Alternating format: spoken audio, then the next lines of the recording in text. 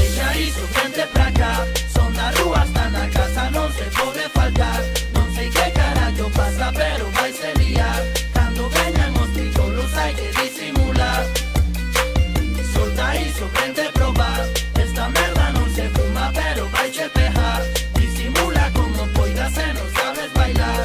Prepárate, shop, shop, pide este rollo, shop, shop. Pilla este rollo, maneja como hay que se rima no puto boom bap, bap. A ver quen carallo nos neja que estamos mudando a cinita do rap, rap. Da jaliza, analiza, non somos la mía califa, pero escuitante miñas dos nasos e a moitos a mal se lles vicia. A peña se desorganiza, non queren saber dos antifas, ata que teñen tras deles a un nazi de merda buscando paliza. A miña peñita galaica merece un Grammy, sábelo mami, hoxe pechamos lo Maica, mañá non faltamos a mani. Imos a atacar, Marco Pantani. Vimos vacilar con Mallory Mani. Son da rúa, ya no me zafa, dan más asco ya que los canis. Saben en galego non mola, mellor que no Bad Bunny. Lume, dalle máis lume a todo iso que les consumen. Dicen che que son auténticos sí, maquillados con autotune. Non vendo fume, non movo peta, non movo branco, pero teu fillo pequeno xa quere ser Hugo Gueseta, non cito miñanco. Deixa iso, vete pra cá, son da rúa hasta na casa, non se pode faltar. Non sei que carallo pasa, pero vai se liar. Cando veñan os títulos hai que disimular. Solta iso, vente probar. Esta merda non se fuma, pero vai che pejar. Disimula como poidas e non sabes bailar. Prepárate, shop, shop, pide este rollo, shop, shop. Justo má festa, Alex Pocholo, fixo ta cobra, bailalo solo. Ritmo cubano para que se peñita baile no bolo. A xente baixando to solo, e non subindo ata a cima. Despegando nun bosto, aterrando na túa esquina. A Catrina, a copa ta arriba, a peña rompendo tarima. Un furacán se aproxima, na próxima xira. Hoxe está todo feito, non fai falta que o diga. Vos xa estades desfeitos, nós os primeiros desta liga. Sempre subindo, Hillary Norgay, xeos ben frescos, veñen de Norway. Somos de esquerdas, meu non te perdas, non vou dereito, síntome en Broadway. Esta noite tienes o morcego, son te watsi. Meu non me rompa la fucking cabeza, que non se esqueza que non son otros huskies. Alguns gozan da neve sen ser huskies, outros prefiren herbacos cristales de Swarovski. Hot shit, na praza do peta botando uns freeze. A chanta esa merda meu tira pa casa, se peñen os gardas cipís. Deixa iso, frente pra cá, son da rúa hasta na casa, non se pode faltar. Non sei que carallo pasa, pero vai se liar. Cando veñan os títulos hai que disimular. Solta iso, frente probar. Esta merda non se fuma, pero vai che pejar. Disimula como poidas e non sabes bailar. Prepárate, shop, shop, pide este rollo, shop, shop. Súbelle que prende no carro e dice ea. Isto está quente cando subimos ao escenario e dice ea. Vai pola nosa xente, peña, feito outro cacharro e dice ea. Isto está quente, prendendo lume no teu barrio e dice ea. Vai pola nosa xente.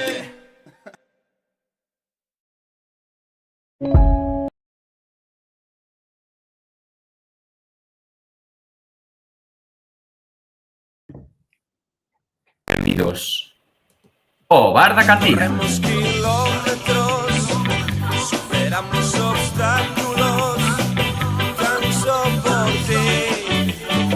Arenteiro.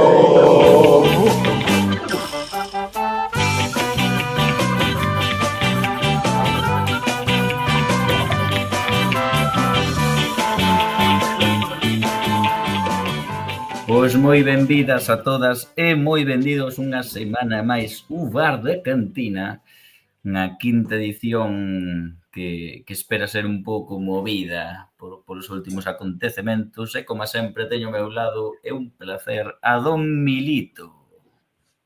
Moi boas noites, Darío, moi boas noites a toda a xente que nos está vendo a través de YouTube. E nada, o parenteiro e hoxe promete a cousa, non?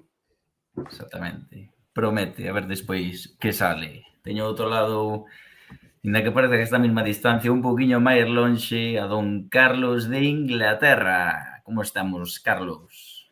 Boas noites a todos. Volvemos a estar aquí no bar, semana movidiña. Como podedes ver, hoxe puxen o traxe da primeira comunión para falar de moitas cousas en xeral e en particular, sobre todo, a da renuncia á instalación da grada supletoria. Exactamente, será un tema que imos ter que deixar bo espazo para o final, para tratar nesa sección de novas. Nada, falaremos un poquinho do empate a ceros en Teruel, do que será o próximo partido en Espiñedo domingo ás 8 na nosa casa, ante o Sestao, e acabaremos, como sempre, ca gran sección de novas que tanto lle gusta a Carlos, que esta semana, a verdad, que pode ser das mellores novas. Bueno, a mellor non vai ser, porque hubo moi boas, pero pode ser unha boa sección de novas, non? Xa as últimas xa iban decaendo, xa temos contido para meter ao final. Por nada, así que podemos ir empezando co que foi o Teruel 0, Club Deportivo Arenteiro 0, dentro do música. Xa non podo deixar de pensar en como o mundo non para, eu sigo igual. Xuven triste e sen un focar, vivindo en Compostela, todo é sempre igual. Pois aquí temos sempre igual que o tema que está sonando, o tema para describir o que foi o empate a ceros, segundo empate consecutivo do Club Deportivo Arenteiro, está fora da casa en Teruel, e que mellor que Milito para contarnos un pouco un breve resumen do que foi o encontro. Pois sí, esta vez vai ser bastante breve porque non é que houbera grandes cousas que contar deste partido. Bueno, partido, como todos sabedes, xogado en Teruel, en Pinilla, o sábado ás 7 da tarde.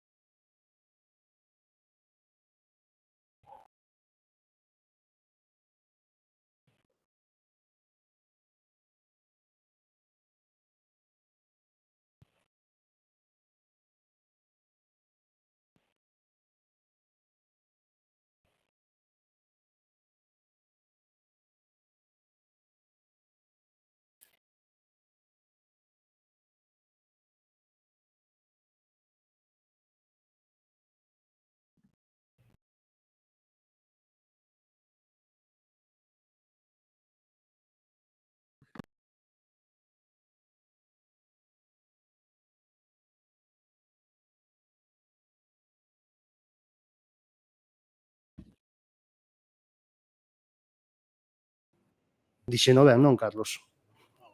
Bueno, Sí. según o propio Jordan, sí, según as leyes gramáticas / fonéticas / ortográficas, pois Non tan ben, non? Bueno, despois do medio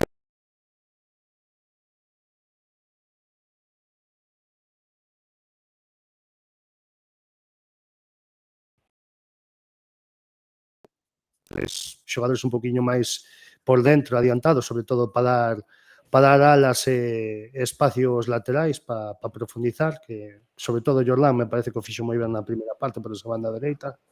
E xogaron, pois, deu entrada a Vitra no medio centro, como un xogador máis posicional, e deu de partida de titular a Vicente Esquerdo, novo fichaxe que sumou a súa primeira titularidade xa no seu segundo partido. As bandas ou os mediapuntas, que a veces xogaban partindo un poquinho por posicións máis interiores, foron Pachacón e Pibe, en dereita e esquerda, e logo arriba, pois, sorprendeunos cunha doble dianteira, que a verdade casi ninguén esperaba, porque o mellor podía xogar un ou non xogar outro, foi a formada por Manín e Miku. Nada, pouco que decir da primeira parte, nada máis que en ámbitos de datos, non? Solamente destacar con unha tarxeta amarela a Germán na primeira parte, non houve goles, como en todo partido, non houve trocos.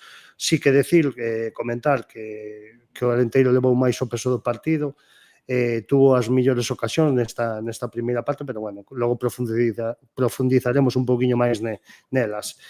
Chegou o descanso, non se produciron trocos, seguimos apostando e mantendo o mismo 11, que bueno, vista a primeira parte, non foi unha primeira parte celestial, pero foi unha primeira parte onde o equipo respondeu e podemos anotar algún gol. Os 15 minutos desta reanudación, o equipo xa se notaba que estaba sendo inferior, os cambios do Tarazona sentaronlle moi ben do Tarazona do Teruel, sentaronlle moi ben o equipo local no minuto 60, pois Javi Rey veuse obrigado a facer o primeiro troco, un pouco mellor para reforzar ese centro do campo, meteu a Tiago, volveu Vitra a parella de centrales, e Gel foise o lateral dereito.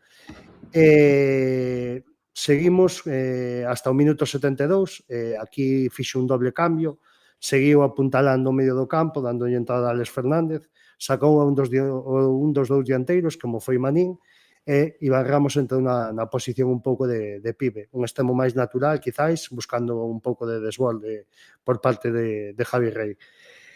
Pero xa no minuto 81 he visto ese arreón final, sobre todo dos últimos 15-20 minutos do Teruel, onde pisaba moita área do Carballiño, dos xogadores do Carballiño, perdón, chegou unha doble sustitución onde se viu claro que Javi apostaba quizáis por manter o empate, dando entrada a Peraldochi, poñendo por diante de Álvaro Ramón, facendo unha especie de doble lateral, sale Esquerdo, e sale tamén teño aquí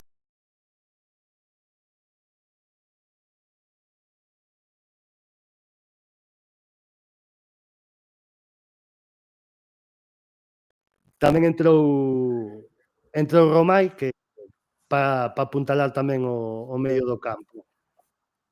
E nada, hasta o final do partido, pois nada, non sucedeu nada máis que as ocasións do cuadro local, e ao final acabamos cun empate a 0.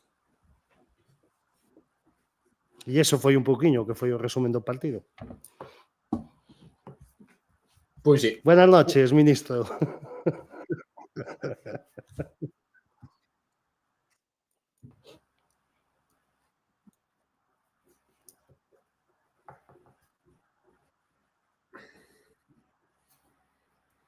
Recién llegado. Que estamos aínda sin el na pantalla.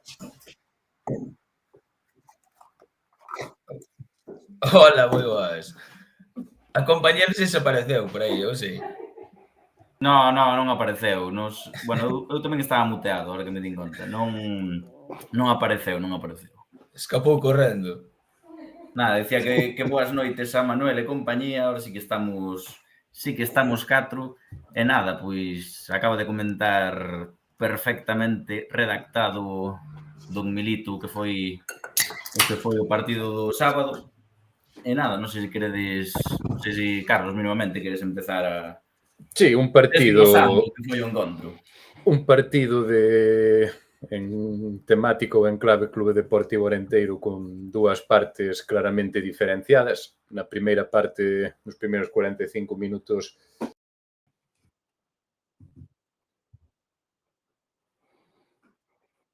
a min a verdade o que se viu gustoume. Penso que bastante millor ou con notas máis positivas que as que se deixou en casa contra o Tarazona. Tuvemos aí unha oportunidade moi clara de Luis Chacón que controlou de espaldas e deuse a volta e non pudo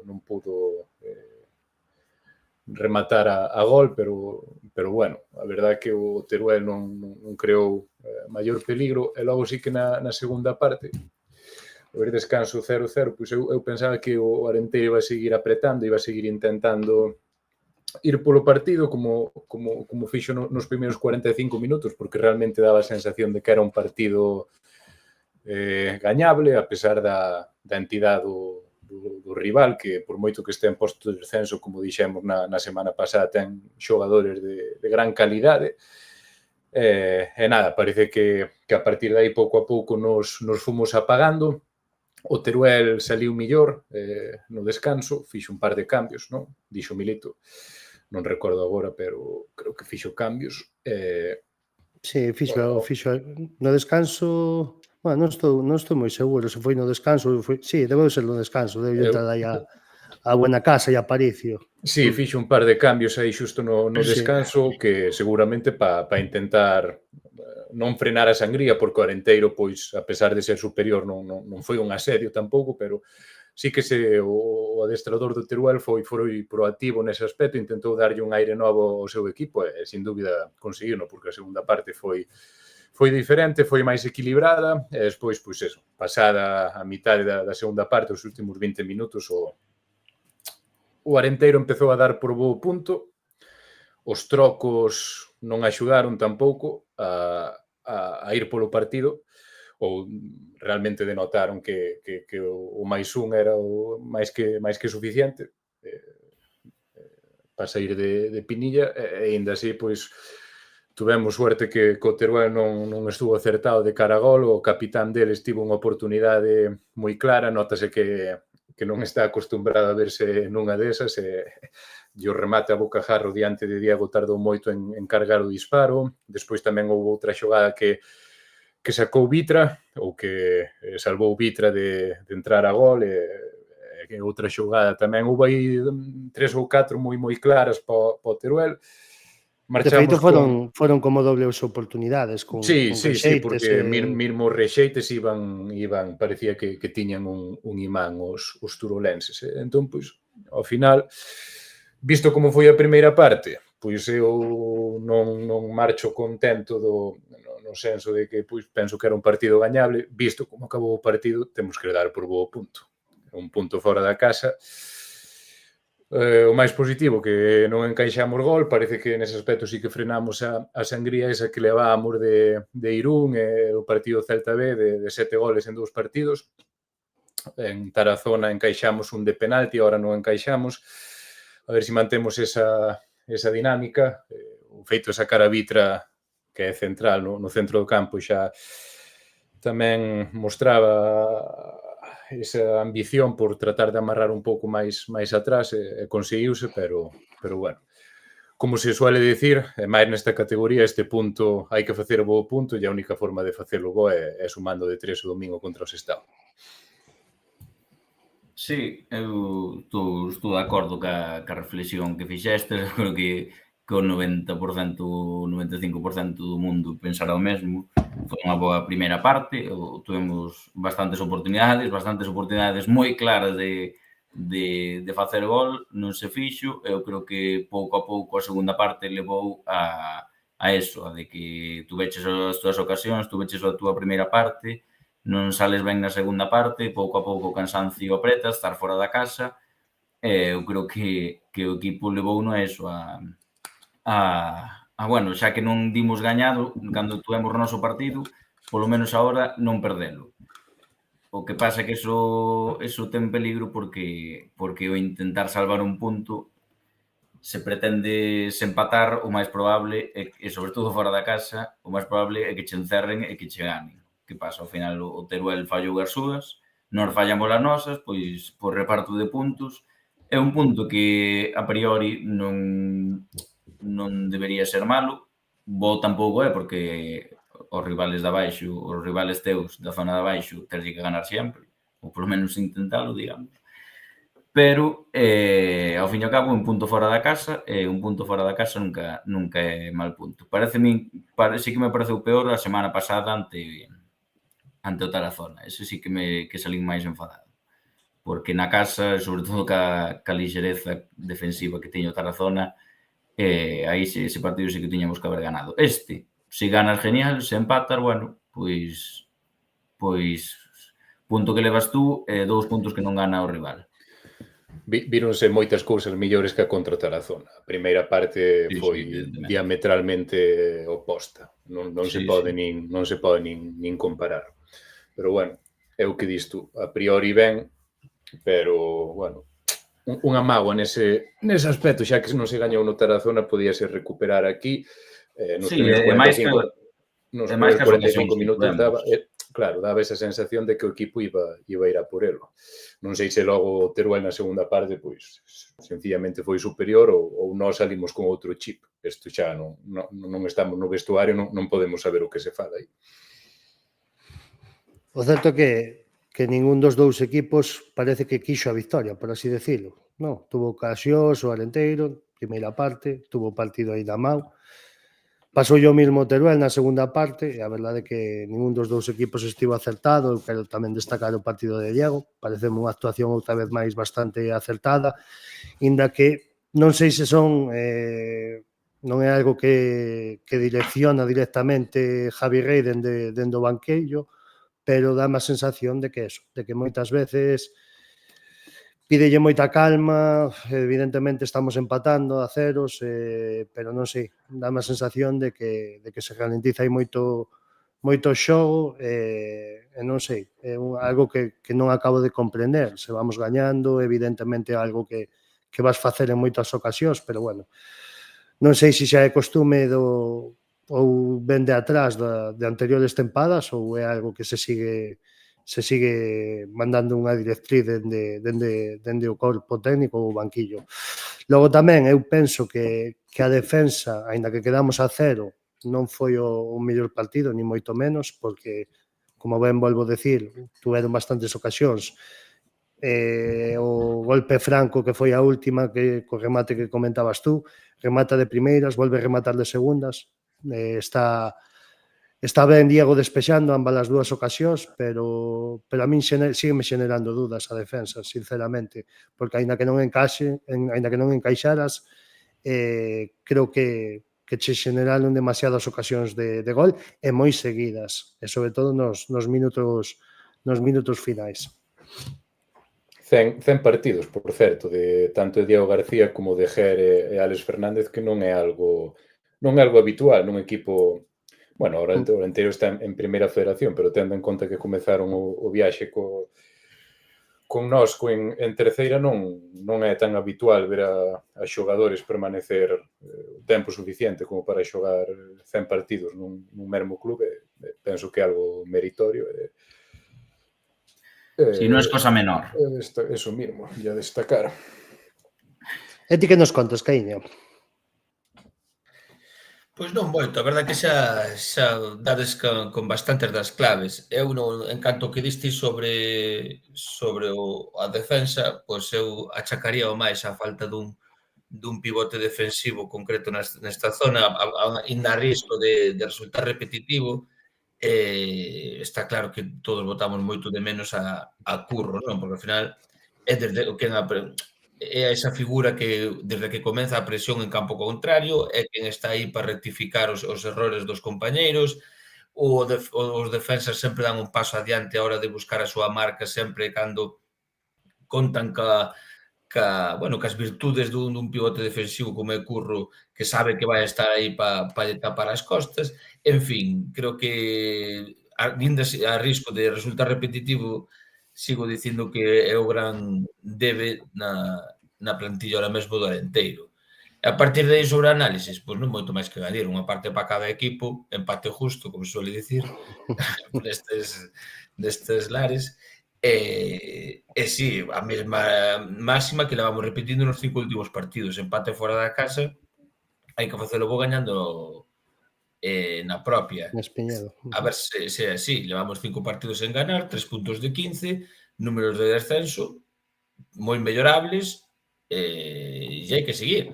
2 empates contra 2 rivales dos que a priori tes que meter por baixo, dos que todos metemos nas quinielas ou dos que todos pensamos que son os candidatos a descender, pero non somos capaces de sacar os 3 puntos.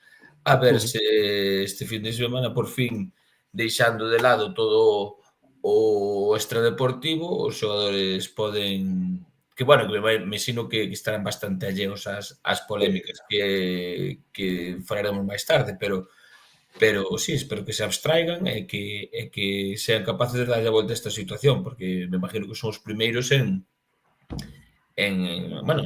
nos interesados en facer as cousas un poquinho mellor.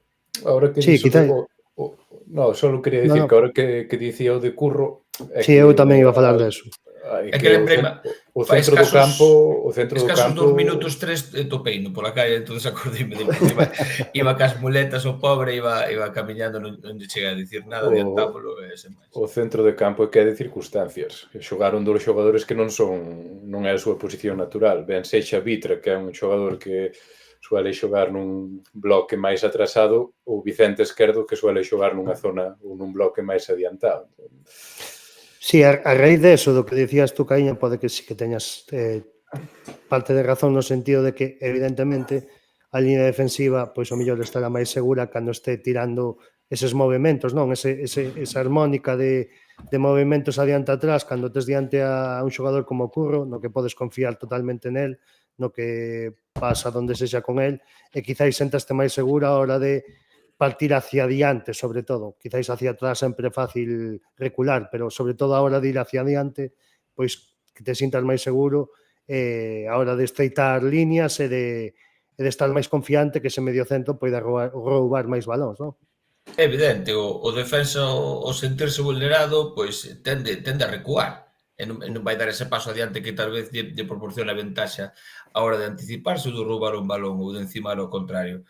Entón, pois, os xogadores tamén entendes, pois crean esas sinerxias de equipo, de grupo, e compréndense e enténdense, e cando se espera e cando ti sabes que a aliñación é de circunstancias e que o compañeiro que está aí non está xogando no seu sitio habitual, pois tamén tendes un pouco a resguardarte, non? Entonces achaco eso un pouco a veces a que se hunda o equipo, non? Pois ao final as pezas non son as que deben estar, bueno, eso sufrese a perda deste caso dun xogador dun corte específico nesa posición.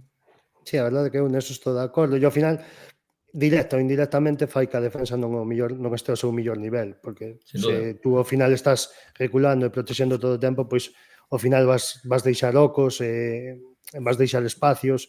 Un equipo sabemos que non é capaz de botarse atrás e aguantar minutos e minutos sen que aparezan esos ocos e que ao final che acaben creando ocasiones e, como neste caso, pois tu eches sorte de que non encaixaches ninguna, se xa ben polo fallo dos dianteiros ou ben polo acerto do porteiro ou da defensa o residitar, non? E eu simplemente vos quería preguntar como vedes un pouquiño xa non o estado de futbolístico ou rematador ou como lle querades chamar de Miku, senón que percibides del dentro do campo. Eu dime de conta, despois das dúas ocasións que fallou outro día na primeira parte, como que moi frustrado, moi apático, moi desconectado ao final e ao final eso, pois a un dianteiro pode que lle merme un pouco, non credes? Eu, Miku, penso que un baluarte, unha peza moi importante no vestiario, ben sexa polo seu pasado futbolístico ou pola súa personalidade ou polo que sexa. A miña sensación é que tamén por tema de idade exerce un pouco como de, non sei se de mentor ou de referente para o resto do vestiario, e entón vai seguir xogando a corto plazo. Esa é a miña sensación. O tema de estar frustrado ante certas ocasións e tal, pois supoño que será o máis normal do mundo, non? Cando as cousas non salen como ti queres, pois é moi fácil dicir o de que, bueno, ao final, pois a vida é un estado de ánimo, o fútbol é un estado de ánimo e hai que ter unha, digamos, perspectiva positiva e optimista das cousas, pero cando non salen, e como dixo Caíña, cando levamos un mes sin gañar e tal, pois as cousas desde dentro son máis complicadas de xestionar. Sí, eu creo que nese sentido, sobre todo nos dianteiros, incluso un dianteiro como Miku, hasta incluso o xogo que tivo o equipo nos últimos partidos, evidentemente frustrante. E aparte, tiramos moito abusamos bastante de gorrazo para arriba, patadón para arriba, que intente baixar Miku, que intente, digamos, doblar a un compañeiro. E claro, esas accións non che salen precisamente todas, non? Entonces eu creo que entra nun bucle de que non sale, de que despois do outro lado non Balaídos meteu o seu primeiro gol, pero pero non son as cifras goladoras seguramente que lle gustara a Miku. Eu creo que máis un pouco eso que o estado físico, porque o estado físico, pois, non destaca negativamente por encima de outros xogadores, digamos, a mí polo menos. Está claro que físicamente non é un portento, non? Porque é un xogador veterano e se lle dera bueno, o físico... Pero se lle dera eso o xa se físico sabía estaría- cando se comprou o elemento. Eso mesmo. Non é nada que nos sorprenda. Exactamente. Ahora, dentro do que podíamos esperar ou dentro do que sabíamos, pois non me parece, ou polo menos agora non é un punto a destacar, digamos, o estado físico de Miku Fedor. Bueno, pois, non sei se queres decir algo, Caíña, aí. Non, sí, estamos de acordo que Miku dentro do vestuario entendemos que vai ter unha ascendencia, non? Por a súa trayectoria profesional, e que está claro que cando el fala, eu creo que pues, os demais deberían escoitar. Agora, en canto o que se esperaba del se está cumplindo hasta ahora as expectativas. Bueno, eu realmente, se recordades na porra que fixemos, non? Cando fichara e tal, creo que incluso foi o máis prudente, creo que dixen que iba a dar máis asistencias que a goles, ou creo que dixen solo 5 goles que iba a meter, unha cousa así, non sei se vos acordades. Eu dixen 4, xa te digo así. E, sin embargo, entendía que iba a ter ese rol de desatascador de situacións, e explícome, pues, evidentemente, a hora de pegar un gorrazo, de ter un referente arriba, unha persona corpulenta, con experiencia, e con tanta calle como ten Miku, pois que che iba a dar ese punto ese plus, non? A hora de xestionar un partido, ou debe che dar unha solución máis.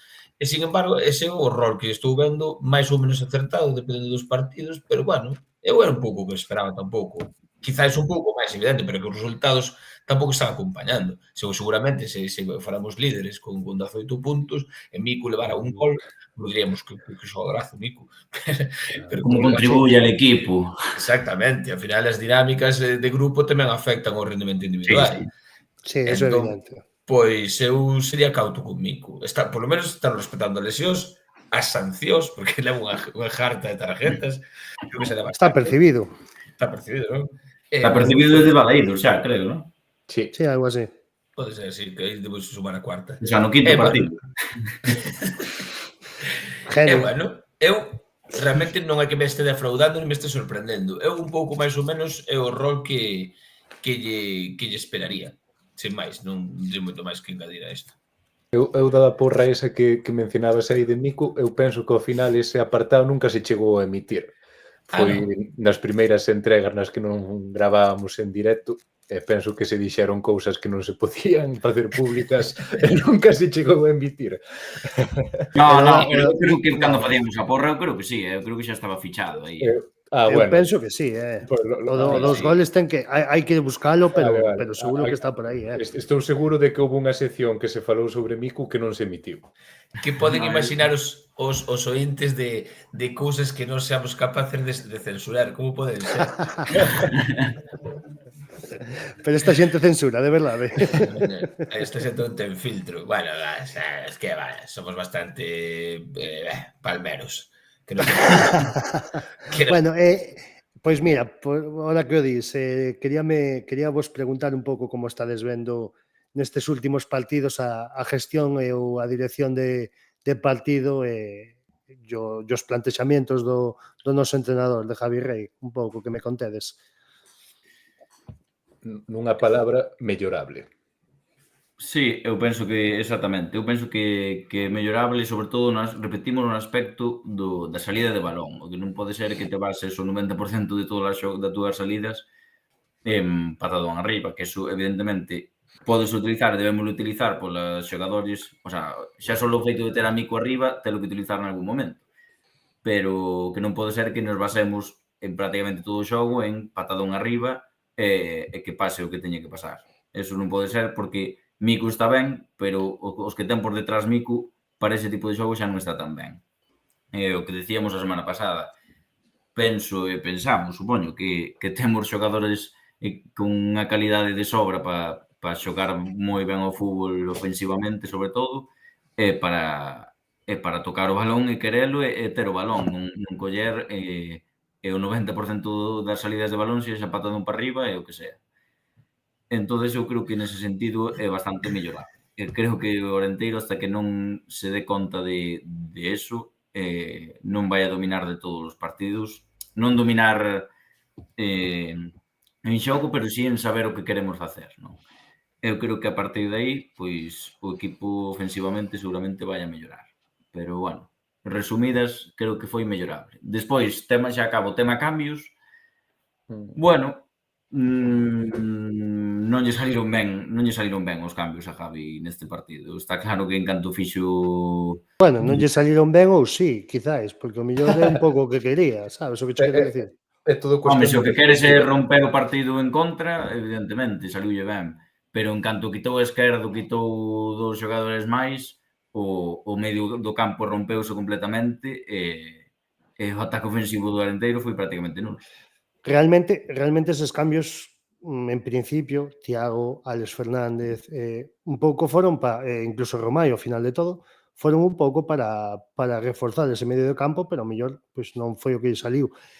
Eso Digo, me refiero, que me non lle refiro a saíron ben. acertados, claro, me refiro a Ese é o acertados no feito de que eu penso que, sobre todo, co último doble cambio, aínda que co xa o anterior doble cambio un pouco tamén, pero sobre todo o último doble cambio, deixou claras as intencións de que non quería encaixar, non quería que se lle escaparan o punto que tiña durante esos 80 minutos, e por eso penso que digo que un pouco sí que o conseguiu, aínda que renunciara, pois evidentemente, a mirar cara a portería contraria. Sí, pero eu creo que sobre todo no primeiro doble cambio, que foi cando marchou esquerdo, se non me equivoco, aí o medio de campo, o control que tiñamos, ou polo menos o control que tiñamos, perdímolo completamente, e a partir de aí foi un equipo moi dividido que prácticamente renunciaba ao balón. E foi aí cando quixo reforzar, porque estaba vendo de que no medio campo, sobre todo, estábamos sendo moi inferiores, quixo reforzar metendo aí ese doble lateral con Berardochi e tal. Bueno, ao final conseguiu salvar ese punto, eso é certo, pero non creo que a intención de Javi fose acabar así o partido. É certo que a idiosincrasia nos trocos ata o partido do Teruel estaba sendo bastante ofensiva, Recordo en Irún, estando con 10 e con 9, en Balaídos, en diversos partidos ao largo da tempada de ser moi ambicioso. Tamén é certo que íamos por debaixo do marcador e iso tamén che influe e che marca moito, non é unha comparación xusta nese aspecto.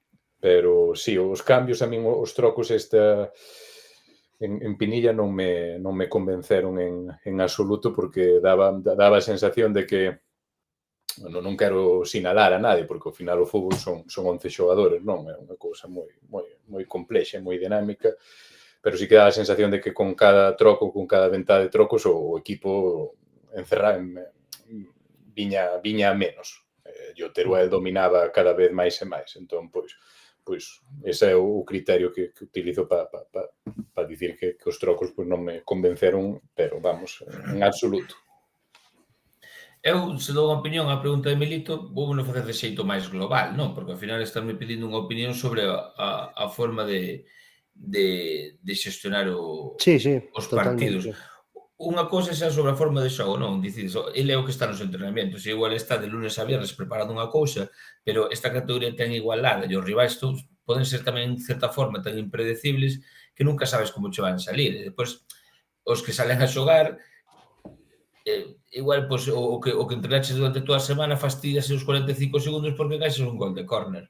Entón, xa che cambia absolutamente o plan de partido. Sí, de feito, deixame apuntarte neso, que eu penso que na rolda de prensa ele esperaba unha defensa de 4 do Teruel e saliron con defensa de 5, que despois no descanso co doble cambio cambiaron totalmente a un 4-4-2. Por aí, eso é totalmente certo.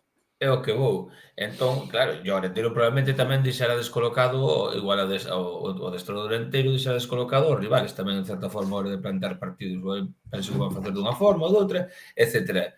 Porque tamén seguimos en probaturas, non? Sobre todo nestes últimos encontros que foron contra equipos tamén recén ascendidos, que tamén se están facendo a categoría, como o Tarazona neste caso, o Teruel ou o Sestao.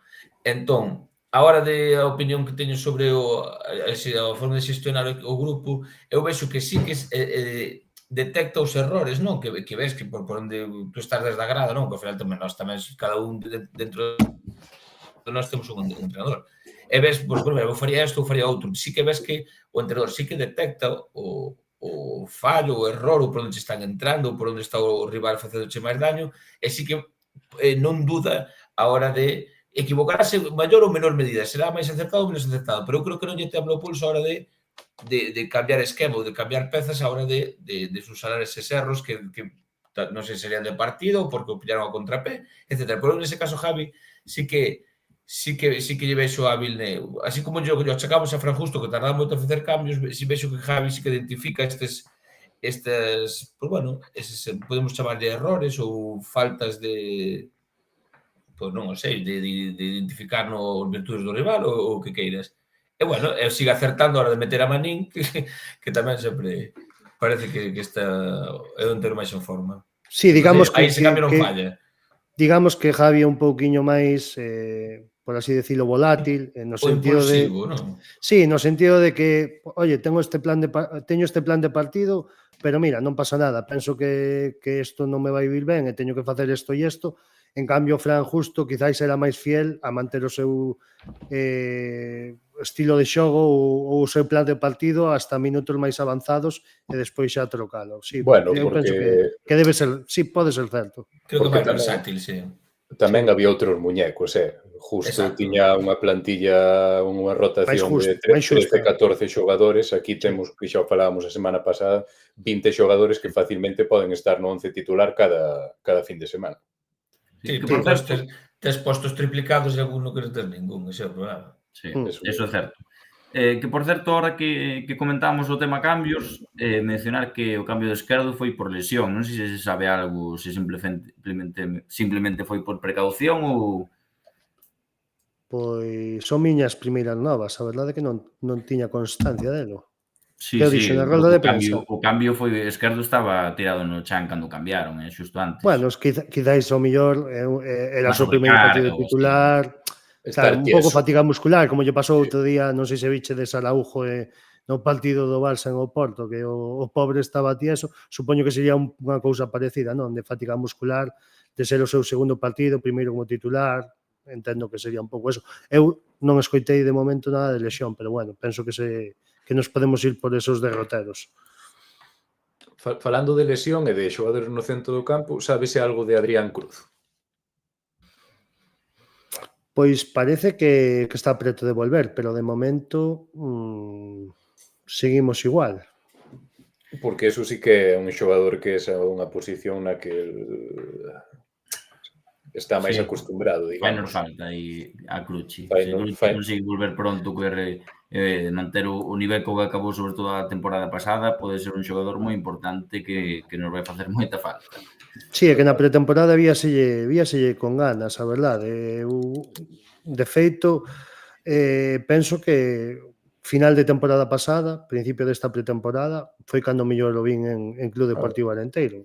Xogou moito, se sentou a Curro, que pode ser que, pois, dada o contexto de temporada de estar prácticamente ascendidos e tal e cual, pois pode influir, pero xogou moito. Bueno, xa antes, eu creo que Cruci xa lle quitou o posto en febreiro ou así, cando empezou a sair titular por Curro, que dicíamos nos, ao principio acordome que se pensábamos que Curro podía ter algún problema físico ou así, non, simplemente lle comeu a tostada e non era fácil, porque Curro estaba a un nivel do máis alto que había no equipo.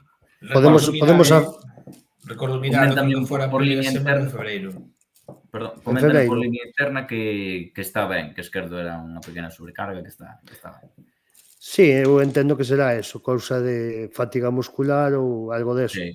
Son, ao final, por Era o seu precaución. segundo partido, claro, no Sí. primeiro partido titular, eso, Bueno, para ir, bueno, foiseme un pouco o fío do que estabades dicindo, que non se eu creo crearon que para ir comentando. rematando, que xa nos estamos alargando igual un pouco máis co partido, nada, podemos destacar así 3 xogadores, ou que xogadores podemos destacar do Arenteiro neste Teruel 0, Arenteiro 0. Non sei que opinades. Pois eu a verdade é que incluso Chacón, que para min debeu ser o peor partido de Chacón desde que chegou ao Arenteiro, se me teño que quedar con 3, costaríame 3 ou 1, decidirme. non sei se Dous teños claros, Diego Diego evidente. e Vicente Esquerdo.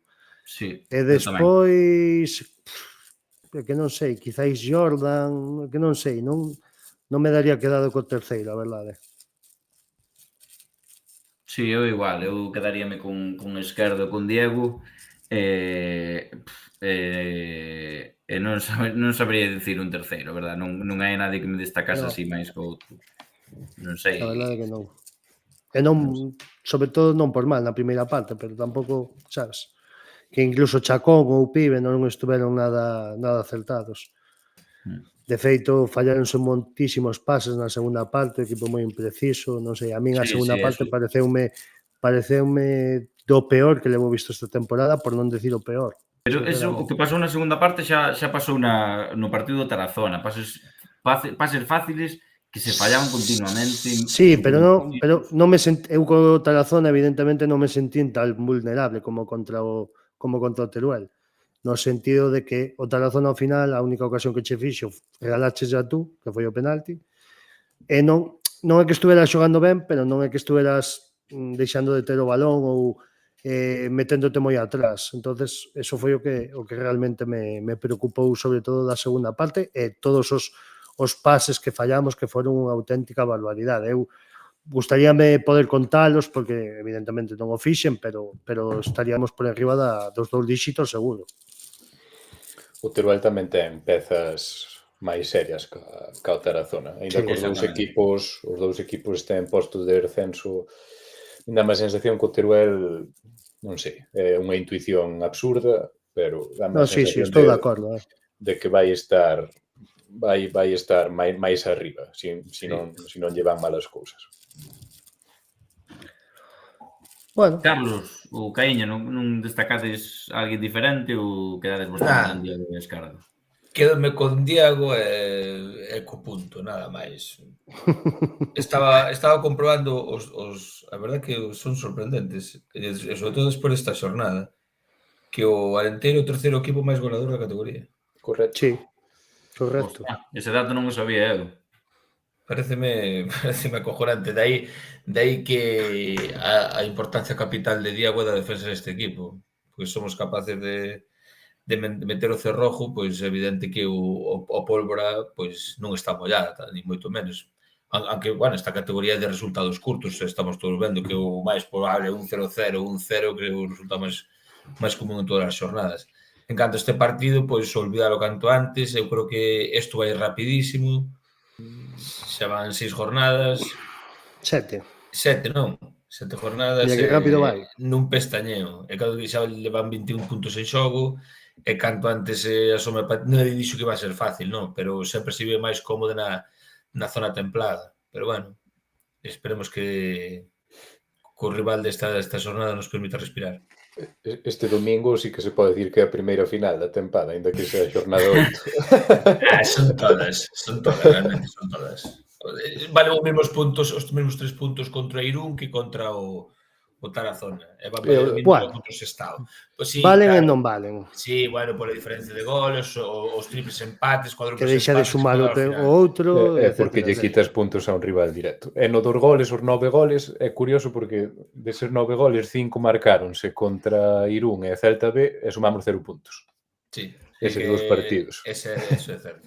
E que o tema está eso, a clave creo que está en como dicía Caíña, pechar o cerrojo e encaixar o menos posible. Bueno, polo menos neste último partido portería cero, no anterior foi de penalti.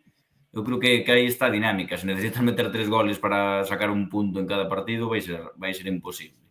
E o Sestao que sufre. Sí, daí ven un pouco, creo que o cambio de incluso de sistema, non? Ou de paradigma de Javi, non? Veu despois que vimos todos a sangría contra Irún e Celta B, nestes últimos partidos, pois xa xuntáronse moito máis liñas, partidos moito máis largos, Sí. cousa que en Espiñedo sí que se afeou, non? Porque ao final parecía que unha falta de ambición moi grande o día do Tarazona de non haber ido a por eles, pero é que claro, veste de comer tres hostios elegantes, entón pois propuxo un partido máis largo que se foi todo a garete co penalti en contra e tuveches que tocar a corneta. Pero Sí, bueno, exactamente. entón o partido fora da casa eu creo que nos debemos acostumbrar a que van ter unha cadencia máis ben relaxada. Por decirlo así. Sí, non se me Pois ocorre nada, con ese punto sacado en Teruel, queda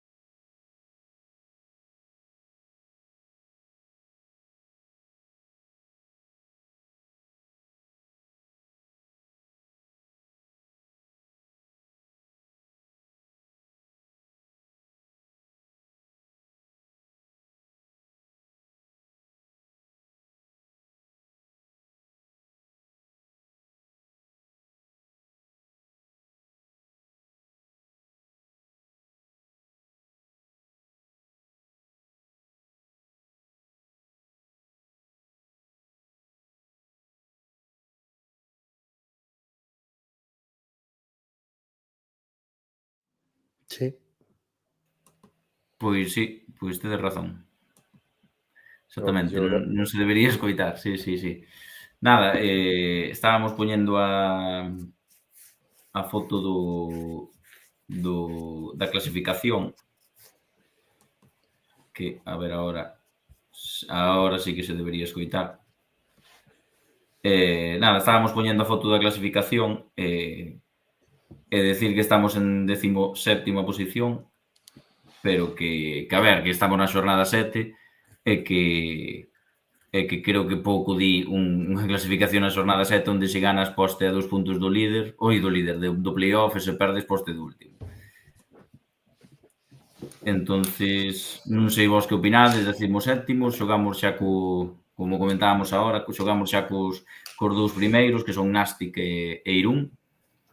E nada, que estamos aí de 17º na zona de descenso, pero que eso, ganas o fin de semana, este fin de semana domingo contra o Sestao, e estou seguro que salimos de aí, porque a clasificación a estas alturas todavía está apretadísima.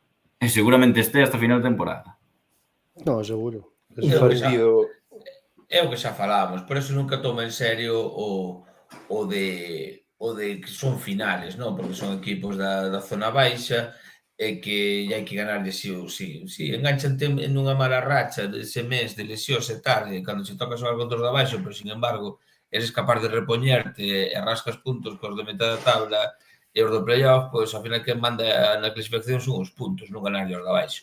Entón, por eso nunca lle dou moita importancia ao do enfrentamento dos rivales directos hasta que realmente a competición che pon no teu sitio, como decía un coordinador da escola de fútbol. E, sin embargo, pois, exactamente, non está nada ni moito menos perdido, jornada 7, a un partido de mitad da tabla, de zona tranquila, competición igualadísima, e con eu creo que con moito ánimo, con moitas ganas de facelo ben, debería estar esta xente. Creo que non nadie pode dar nada por perdido, ni moito menos, a pesar da lesión. Quen era ese gran entrenador que decía eso da competición? Que non me acordo, ahora non me lembro. Fora Raúl, desde aquí lle mando un gran saludo. Raúl, é xogador do Club Deportivo Arenteiro. Correcto, central, zurdo. Exactamente. En segunda B. Sí, desde que mandamos un saludo se escoita o podcast. Pero sí, non me acordaba. Non te acordabas da competición pola cada un en seu sitio? Lémbrome da frase, pero non me acordaba do personaxe que a citaba. E que razón tiña, e sigue tendo, claro. Que sigue tendo vigencia. Dende Pois moi logo. ben, non sei que como queredes Sí, proceder. podemos finiquitar xa Escaleta. o partido de Teruel e xa pasar a Sestao, non? Se está o River. Exactamente. Sestao River. Este domingo ás 8 da tarde.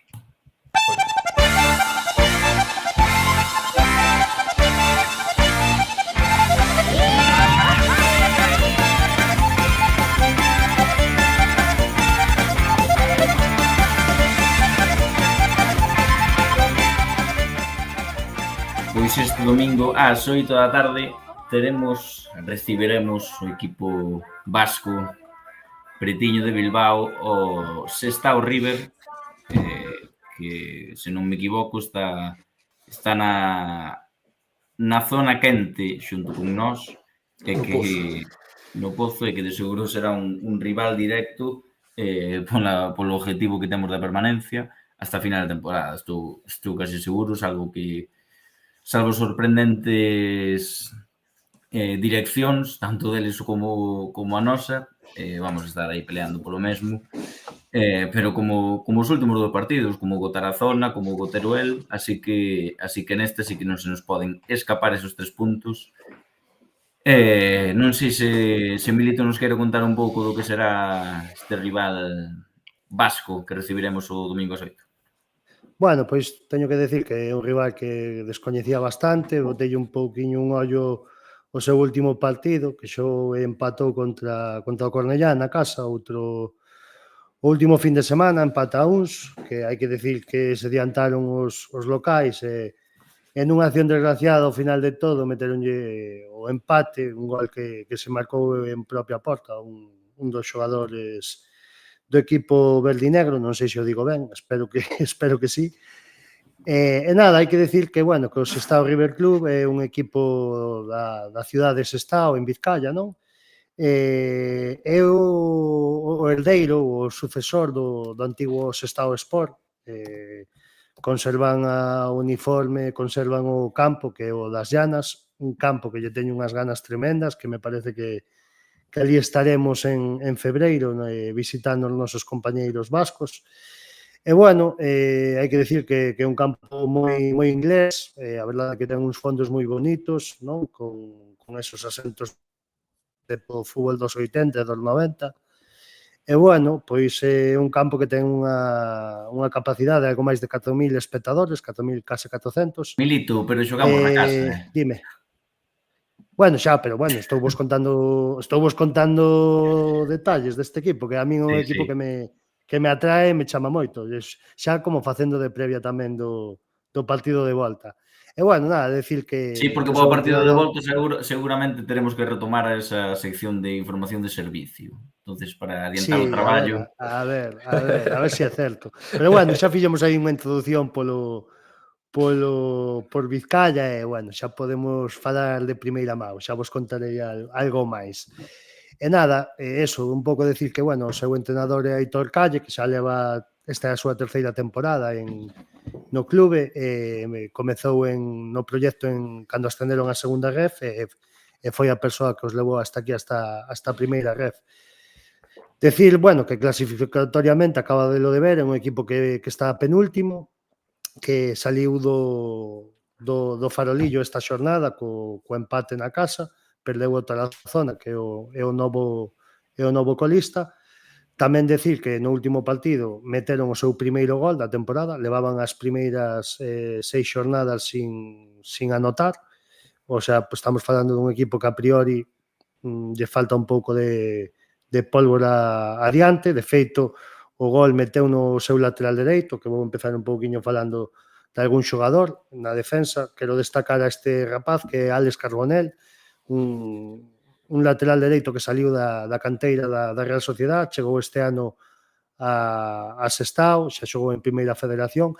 Hai que decir que este foi o seu primeiro partido como titular co Sestao e, bueno, a verdade é que o pouco que lle vin, sobre todo na segunda parte, tuve un par de accións. Na segunda foi cando meteu un gol, unha boa xogada personal que empezou na borde da área, regatea dous xogadores do Cornellá e mete un bo dereitazo á escuadra arriba do porteiro do Cornellá. E, bueno, logo tamén destacar na defensa a Diego Mirapeix, que tuvémolo ano pasado, coincidimos, xogamos contra él co Rayo Cantabria, un xogador formado ali na categorías inferiores do Rayo Cantabria, bueno, do Racing de Santander, perdón, está cedido, que creo que está cedido, bueno, eu destacaría na liña de atrás, porque é o xogador, ademais, máis empregado polo míster. Logo, no medio do campo, eu quero destacar a dous xogadores que son os que habitualmente xogan no medio do campo, aínda que o primeiro deles, que é Armando, pode xogar tamén de defensa central. É un xogador con pasado no fútbol galego, xogou en equipos como Rápido de Bouzas ou o Cerceda en segunda B. Bueno, é unha amplia experiencia entre a segunda B e a primeira federación. E logo tamén quero destacar a Gorka Garay, un mediocentro que tamén leva ao mesmo tempo que o entrenador do Sestao, desde o primeiro ano de segunda ref. É un xogador imprescindible no seu esquema, titular en todos os partidos, xogando casi todos os minutos.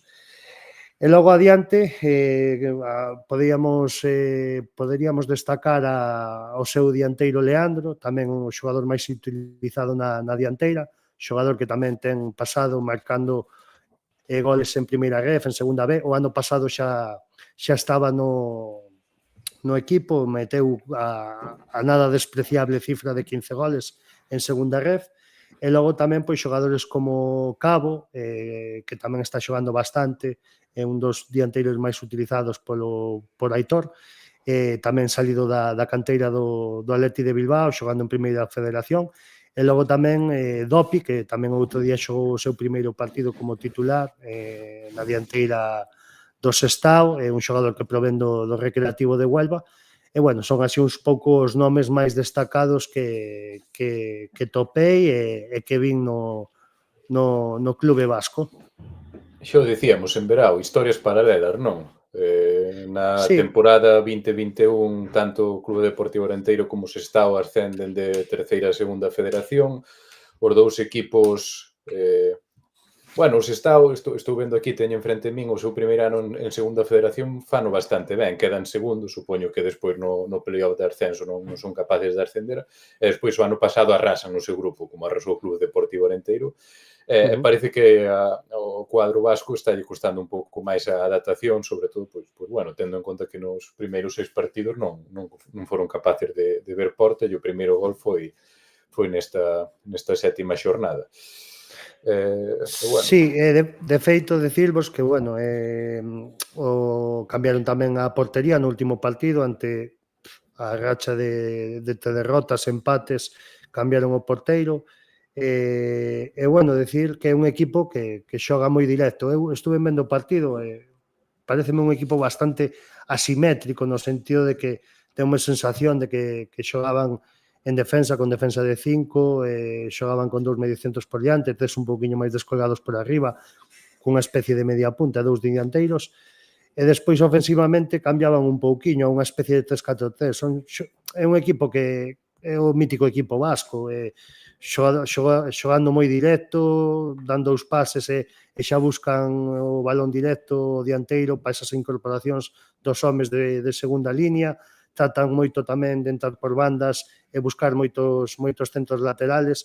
É o equipo típico vasco de segunda B de toda a vida.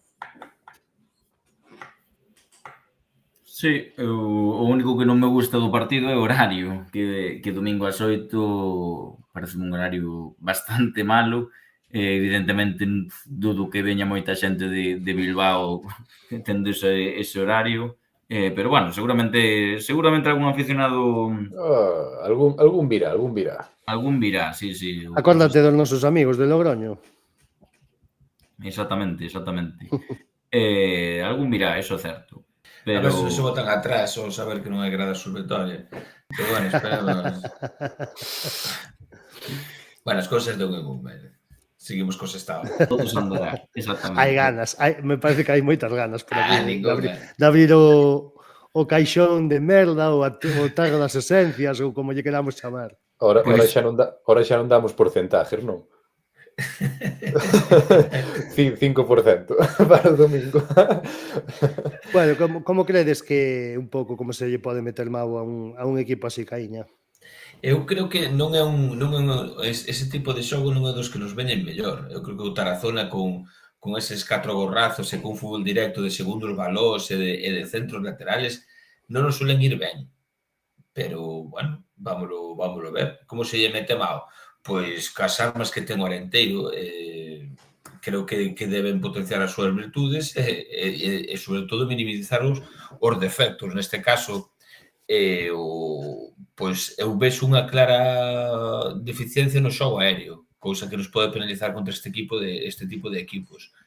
E a partir de aí, pois, creo que maximizar as nosas virtudes, non? Que ao final temos moitos rexistros a hora de alcanzar a outra portería, ben sexa, que creo que é unha gran virtud, por moitas veces que digamos que se abusa tamén do xogo directo. Ao final, pois, temos xente rápida para salir á contra, neste caso, pois, estamos fartos de ver a Chacón e os seus slaloms, temos moi bo balón parado con Alex e con Pibe, temos bons rematadores por arriba, ben se dá a casualidade que xoga por Hueso, pois non están os Vitra, o propio Miku, Manín, etc. Entón, pois, non hai unha fórmula mágica, non? Eu creo que ao final os partidos estamos vendo que cada un é unha historia moi distinta. En nada do que vexas de antes parece que sexa predecible, salvo os casos dos filiales, non? Que sempre sabes que van ser uns peloteros moi bons e son rapaces moi novos e sabes que sempre che van xogar o mismo.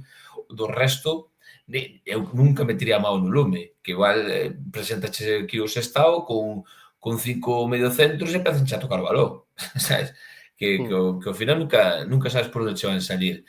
E a partir de aí, pois, eu, na miña opinión personal, non especularía, non plantearía o partido largo de Tarazona, de pechar ben, de que nos vale 1-0, e que tarde ou temprano sabes que vai chegar, porque ves a clasificación, e ves que o Arenteiro leva 9 goles, e sabes que o Sestao leva 1. De feito, botou 6 jornadas sen marcar, como ben dixeches. Entón, eu non plantearía ese partido largo, eu sin especular, pois iría a por eles, e se gana 4-3 ou 5-4, mellor que 1-0, ou se é 3-0, é moito mellor, como digo o Logroñés, pero coido que xa me jode ter razón que é moi difícil ter un partido tranquilo nesta categoría, ou unha victoria holgada, salvo desgracias de expulsións ou etcétera. Pero non vexo unha fórmula máxica, vexo que cada partido é un mundo e hasta que ves o rival no tapete e detecta realmente esas deficiencias e eres capaz de atacalas con acerto e ser capaces de forzar eses errores, ben, bueno, como a pasada semana, non? Que se meteron eles un autogol. Pois, sen fórmulas máxicas, seguir traballando e creo que hai mimbres para sacar este partido adiante. Non vexo medo ningún este partido, nin o vexo tampouco como a final, como vos decides. Creo que neste caso os xogadores e desde o corpo técnico igual deberían facer un traballo quizás psicológico máis que de motivación, quitarlle ferro, que non deixen de ser máis de 3 puntos. E a partir de aí, a ver se, porque eu realmente o que vexo eses errores groseros de controles e de pases mal dados, vexo realmente que é máis porque se encollo o pé que realmente por falta de calidad, porque estes rapaces teñen de sobra. E dame a sensación que máis de cabeza que de outra cousa. Pero bueno, non sei, eles están, isto sí que é a opinión. Non sei.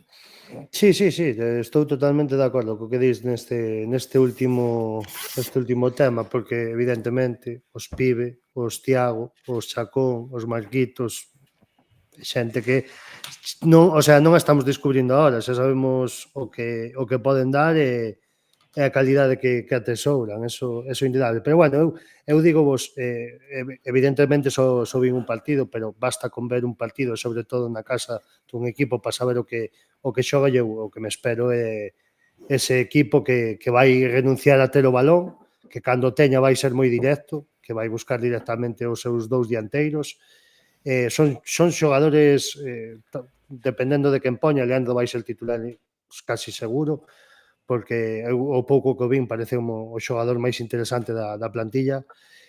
Son xogadores fortes físicamente e que van tratar de gañar duelos, eses segundos balóns, producir faltas laterales, ese vai ser o xogo do Sestao e eu non agardo ver nada distinto. Entonces, creo que desde o primeiro minuto temos que igualar esa intensidade, temos que poñernos as pilas e estar activos, sobre todo nese medio do campo do que botamos de menos a Curro e que se active para esas segundas xogadas, estar atento a elas e que non nos poden facer daño, e despois o que tú dis, Caíña, facer o que sabemos facer, que é xogar ben o balón, se en algún momento é necesario buscar algún gorrazo, porque hai momentos do partido nos que te sintes máis agobiado e é evidente que necesitas e tes ademais ese recurso para utilizalo, pero vámoslo facer un recurso e non unha obriga ou unha forma sistemática de xogar.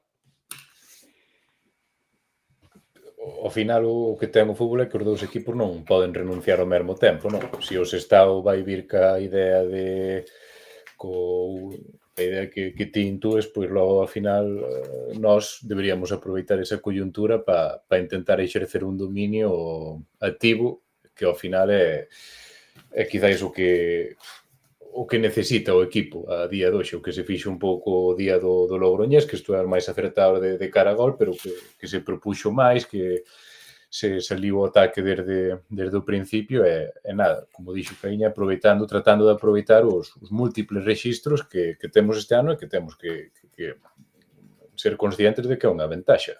Temos que usalo ao noso favor. É que me quedei corto, porque creo que ainda dominan máis registros, polo menos foron capaces de amosárnoslo. Sí. Somos capaces de chegar con laterales largos, a contras, a extremos a perna cambiada, desde centros laterales, balón parado, estrategia. Creo que o Orentino neste último ano enseñou-nos moitas formas de facer gol. A mí dá-me a sensación de que o equipo vai crecer co tempo, porque ao final o fútbol é un deporte moi complexo e todas estas cousas os xogadores empezan a sentirse máis cómodos basado prácticamente en automatismos, é dicir, canto menos pensen no terreo de xogo. E iso dáse co tempo, dáse ca familiaridade, ca química entre os diferentes xogadores. Ti comentabas antes que cando hai xente que xoga fora de posición, pois logo as zonas colindantes tenden a ser máis conservadoras por motivos obvios. Entón, a min dá má sensación, quero ser optimista nese aspecto, de que o equipo vai crecer co tempo se as lesións respetan, obviamente. Que as 4 primeiras xornadas enseñáronos un equipo que lle podía competir a calquera. Agora, está claro que estes dos últimos partidos contra os rivales máis directos parece que se encolleu un pouco o pé, non? Pero, sin embargo, fomos capaces de sumar 2 puntos. Bueno, sempre mellor sumar que perder, non? Pero competiuse moi ben o Irún, embotellando con 9. Fomos capaces de meterlle o medio do corpo o Celta ben balaídos. Quizás sí que o Tarragona ali na súa casa sí que, bueno, non deixa de ser un rival importante, que, bueno, sí que foi moi difícil meterlle má, era o primeiro partido da tempada. E creo que deben empezar a recuperar sensacións de... Perdón, Daniel, te escoitei. Non, digo que tamén daquel partido tamén faltaban efectivos, dicía. Sí, claro, tamén faltaba, pero bueno, creo que nos amosaron e creo que teñen o suficiente bagaxe para que podamos seguir dando un voto de confianza. Non volvernos locos tampouco, saber de onde vimos tamén, que isto toca disfrutar da categoría, pero o que pasa é que como vimos que éramos capaces de competir, ou incluso o día do Logroñés salimos con un falso optimismo de que isto, bueno, non era para tanto, non sei que tal, o carallo. Esta categoría é moi igualada, moi dura, e hai que disfrutarla. E ojalá veña moita xente de Sestao e se poidan colocar nas carpas dali do fondo e...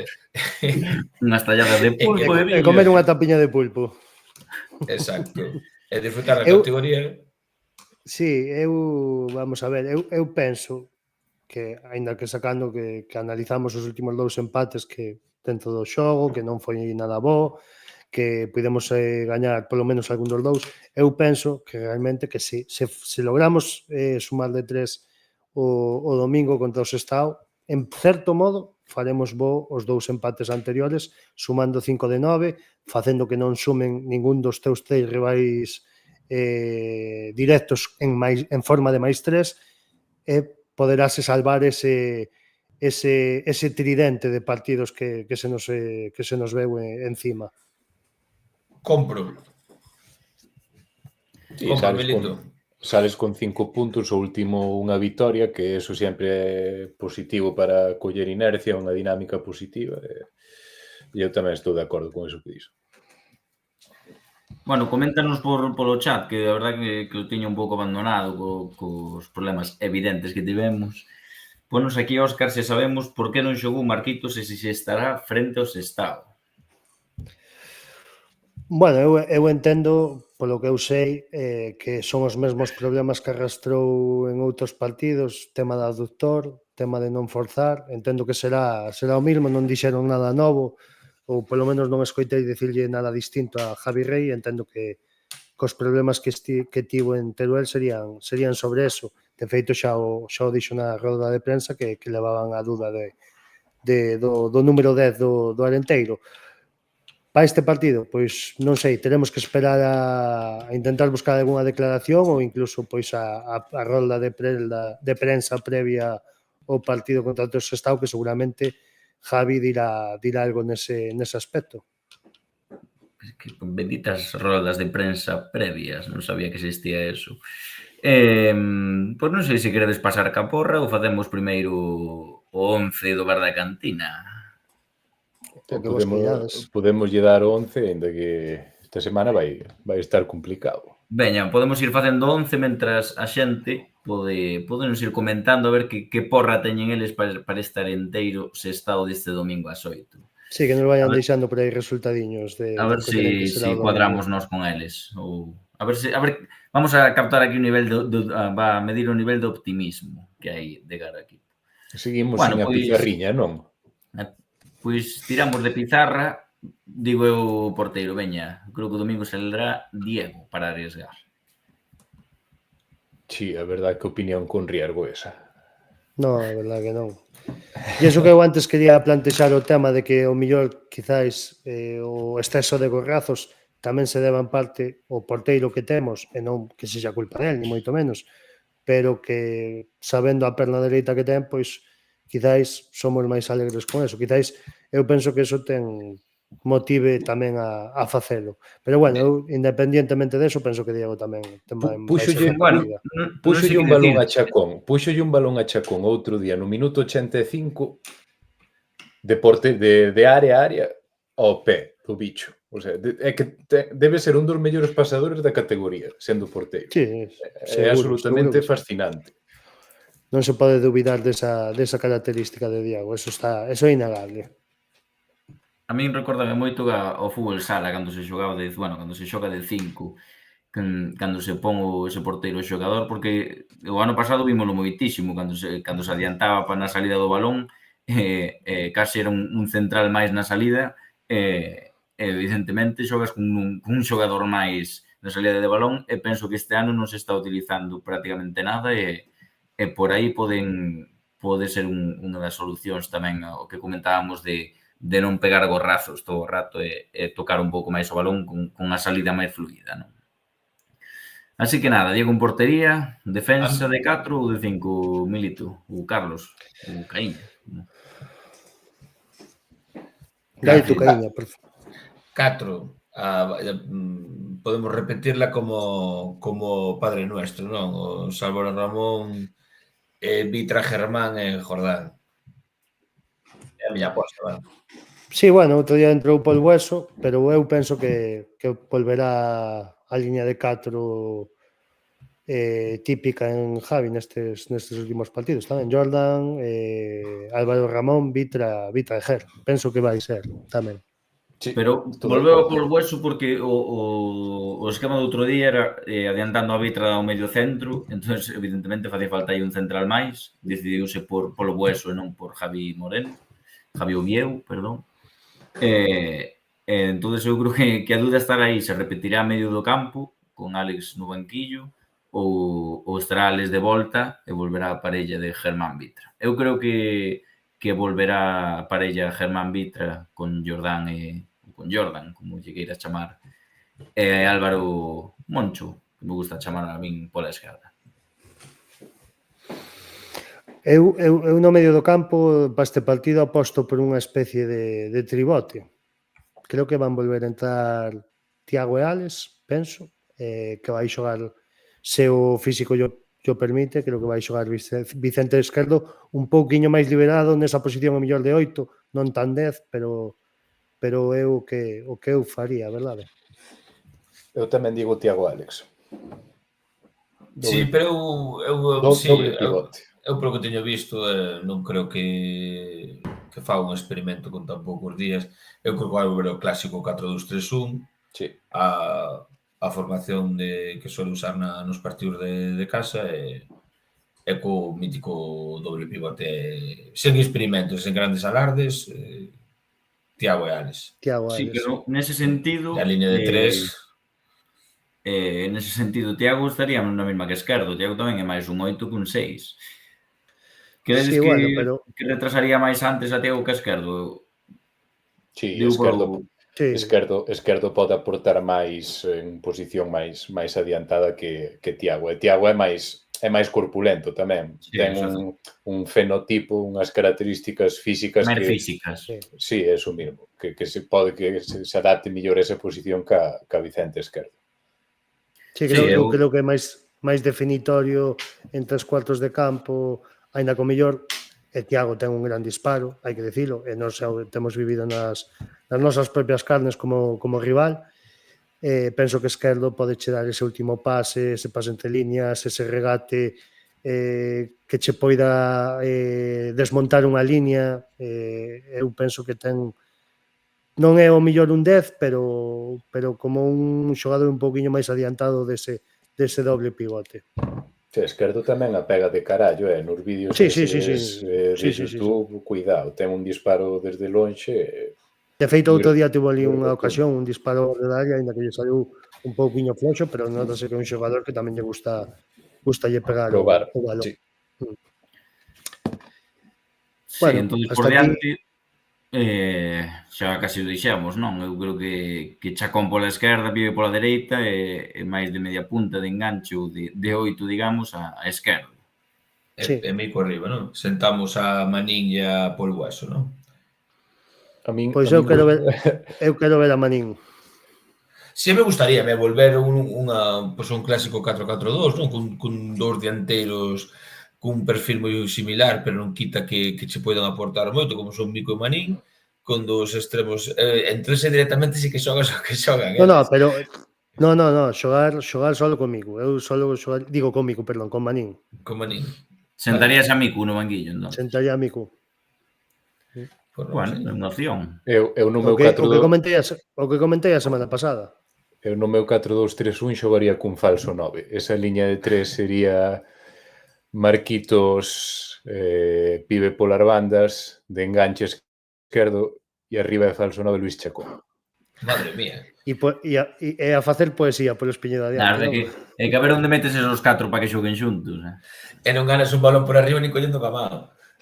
Bueno, Marquitos, cuidado, Marquitos non levanta moito do suelo e ten imán para iso, é unha pasada. Eu non poño a Marquitos simplemente porque teño a dúbida esa de como estará físicamente, xa se perdeu 2 partidos enteiros por ese problema no aductor e non sei se haberá un terceiro. Para min, se estuvera ao 100% en condicións, metería ao campo, pero como teño esa dúbida, pois deixo fora e que xogue un pouquiño na segunda mitade que a ver se vai collendo outra vez o ritmo de competición.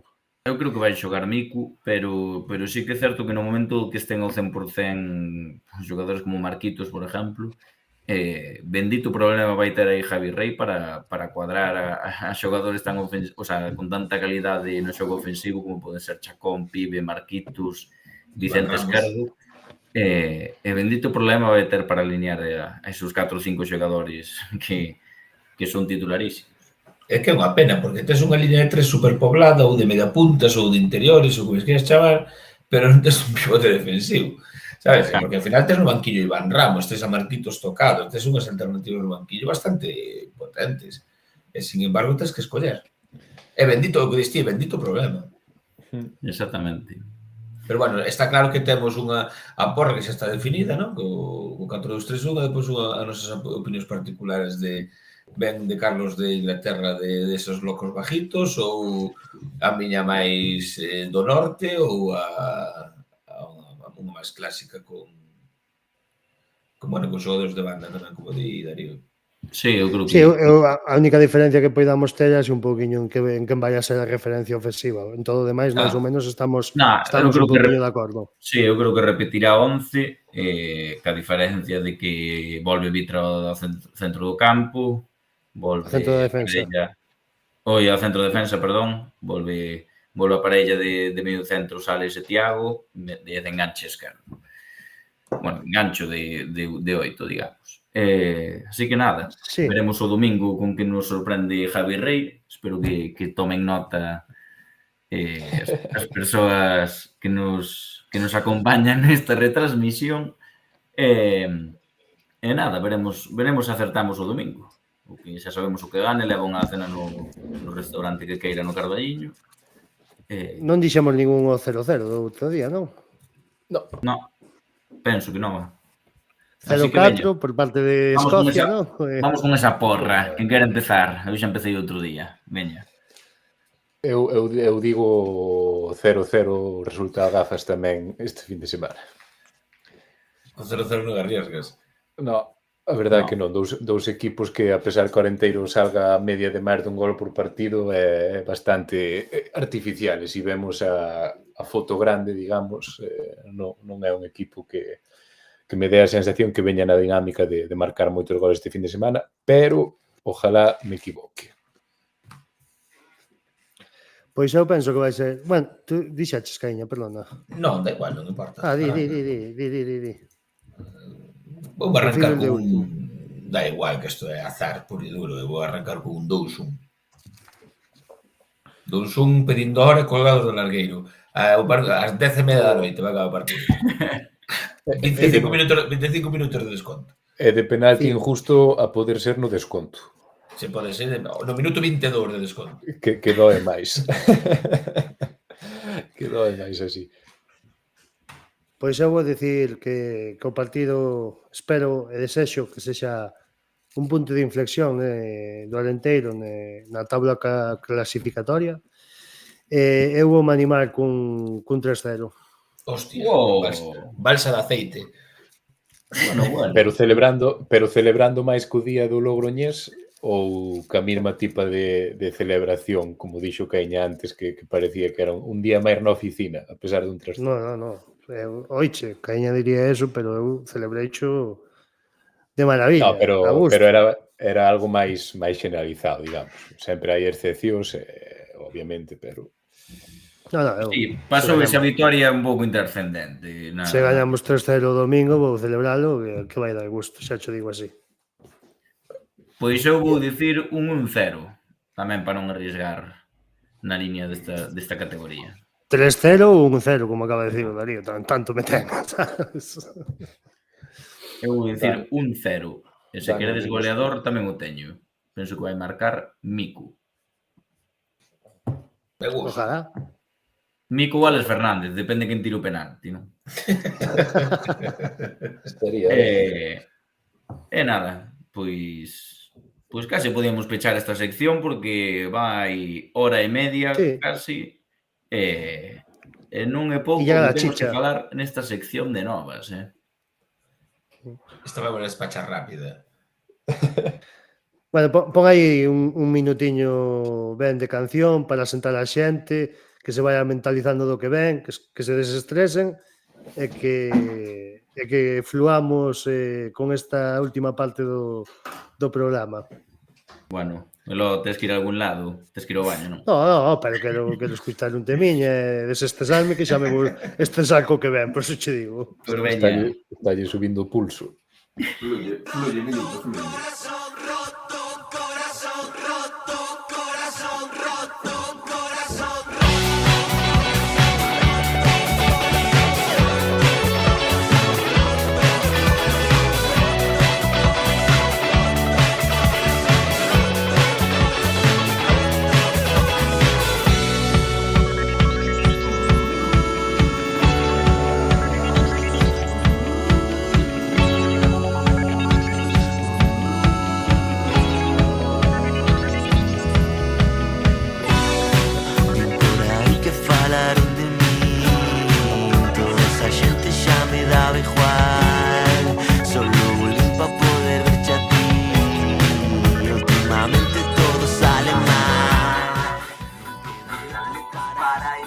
Pois sí. Chegou a nosa sección favorita, que esta sección de novas, que esta semana ben cargadiña.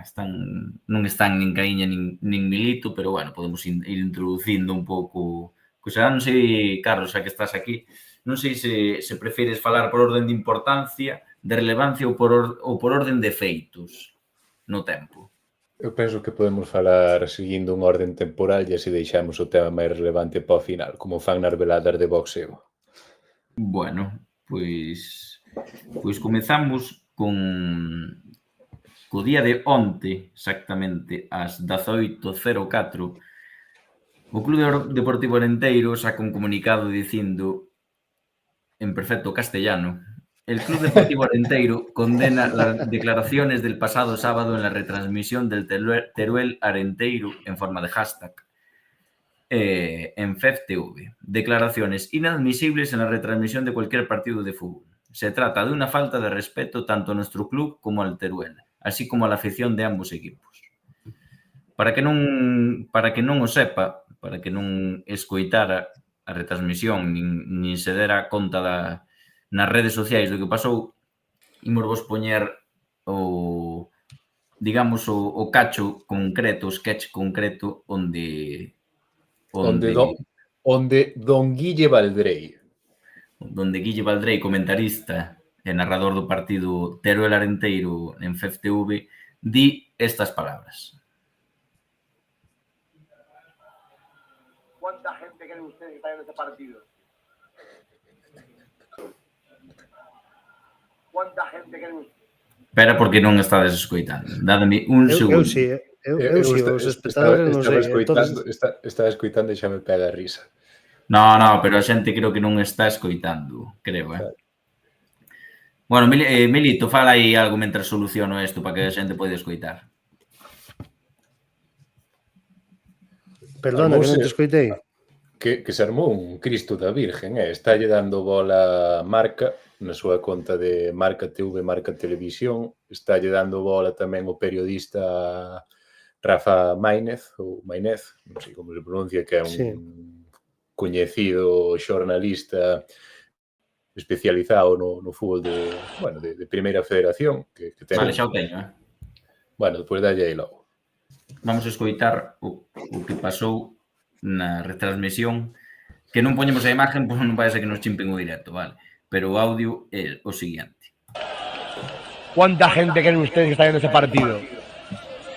Yo me la juego y digo que 2. A mí pareceme sencillamente... ¿Cuánta gente creen ustedes que está viendo ese partido? Yo me la juego y digo que 2. A min a pausa que fai entre o que e o 2 pareceme un recurso cinematográfico que, bueno, é sencillamente fascinante. Probablemente en toda a filmografía de, non sei, calquera director de éxito que se vos veña a cabeza, Fincher, Scorsese, Nolan, calqueira, non hai o detalle que fai aquí o noso amigo Guille. Que eu, ao final, estas cousas fanme gracia, e ao final fíxose viral este corte como se puido facer viral 50 ou 60 do mesmo estilo, porque xa non é a primeira vez que o compañeiro comenta un partido de Clube Deportivo Arenteiro, comentounos no Tajonar contra o Osasuna B, comentounos en Espiñedo contra Irún, e agora en Pinilla.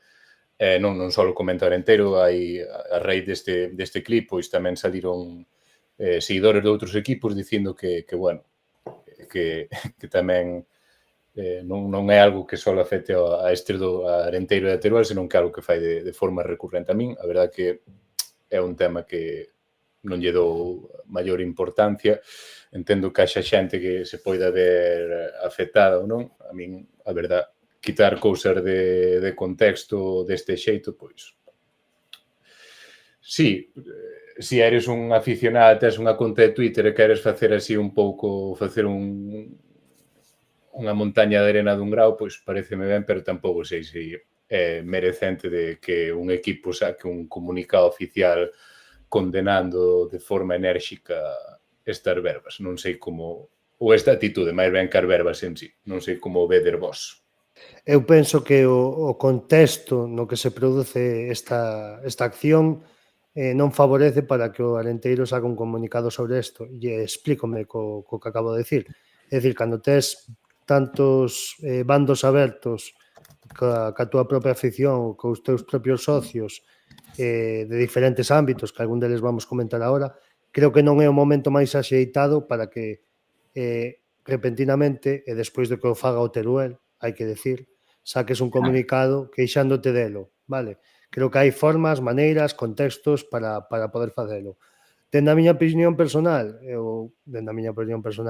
en canto vin o escoitei, quedeime un pouco perplexo, porque o que che decía fora de cámaras, que non estás retransmitindo a preferente ou a primeira regional con todos os meus respetos, estás retransmitindo a nivel nacional unha terceira división que se dá para todo o mundo e me parece que está fora de lugar. De feito, esta mesma tarde escoitei uns cantos clips máis que se montaron nun vídeo de Grada Pro e a verdade é que me quedei abrallado cos comentarios do paisano este. Sí, seguramente o que lle fixeron viral é o menos viralizable nese aspecto. Pode ser que sí. Que a min non é que me jodera, pero digo, tío, vamos a ver, un pouquiño, ainda que só sexa por o respeto dos clubes e da afición. Non vexo un comentarista en outros deportes ou facendo ese tipo de comentarios que non veñen ao caso. Penso que hai cousas moito mellores para decir, pero bueno, eso xa é cuestión personal de cada un. A min a verdade é que non me gustou nada en absoluto, pero bueno, tamén respeto que pense que é unha simple coña e demais, pero bueno, falo un pouco do meu parecer neste aspecto. Eu neste comentario en particular digo que é unha coña porque el estaba facendo moita mención ao hashtag, estes que sacan sempre en cada partido, o deste era Teruel Arenteiro, e estaba animando a xente a comentar e tal e cual, e bueno, eu chegado a certo punto dixen, joder, está dando tanto a chapa con isto que non vou comentar, pero vou ver a ver quen está comentando, tal, e había 2, 3 personas comentando, seguramente fixo a coña en base a eso. Sí, quizáis por unha parte fago para animar a xente para comentar sobre o partido e demais, pero penso que hai distintas formas de facelo sen ter que indirectamente, ou aínda que non fora a súa intención, con esas palabras faltarlle o respeto a dous clubes, dúas aficións, en resumo un pouco a toda a primeira federación e a competición en sí.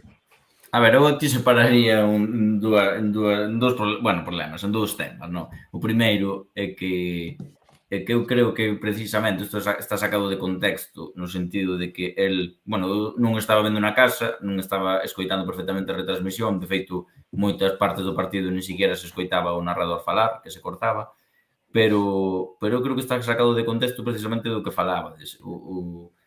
Este tal Guille estaba continuamente pois co tema do hashtag, da xente que estaba comentando o hashtag do partido, que debían ser 2 ou 3 os mesmos que estaban comentando. Entón, eu creo que nun momento pois fixo a coña precisamente de que envasándose da xente que estaba tuiteando, pois como que había 2 personas. De eso, sacado de contexto, co corte do clip, pois pasou o que pasou. E por outro lado está en que, claro, se tú tomas unha retransmisión, como podría ser e narras un partido, como podría narrar calquer tertuliano do bar da cantina, por exemplo, pois claro, pasan estas cousas, que en algún momento fancho corte e pasa o que pasa. Agora, xa nos gustaría aos tertulianos do bar da cantina chegar a ese nivel. Eu creo que o tema está no nivel de profesionalidade que tenga a plataforma, digamos, o sea, cobranche 100 euros anuais para ter despois un nivel que tenga a plataforma. Despois, con todos os meus respetos, non estás en Telemiño narrando un Belle Nogueira de Ramuín, por así decirlo. Claro, a eso me refiero. Digo, sen faltar, sabes? Quero decir, ao final é algo gratuito, aquí estás pagando. Tú tú vas a outras plataformas a escoitar fútbol, bueno, pois o fútbol de segunda, primeira división profesional, e o narrador non leva o ritmo do partido como levan os narradores neste caso de FFTV, digamos.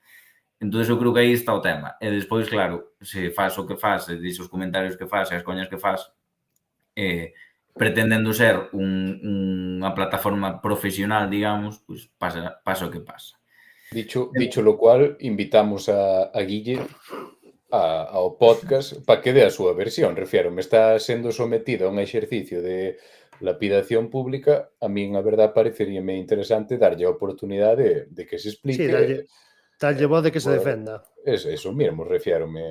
Eu intentei poñerme en contacto con el, pero non fui capaz de topalo en redes sociais, entón, pois, bueno, non sei se isto lle chegará, coido que non, pero se lle chega que saiba que aquí no bar do Cantina, pois, ten 10-15 minutiños para explicar a súa versión, que seguramente ao final estou seguro de que se dará a entender. Bueno, aquí non nos ven dous, pero algún máis sí. Non moitos máis, pero algún máis de dous hai.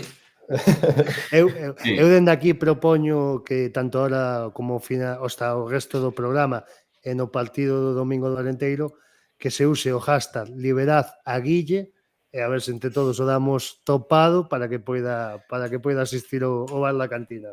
Eso mesmo.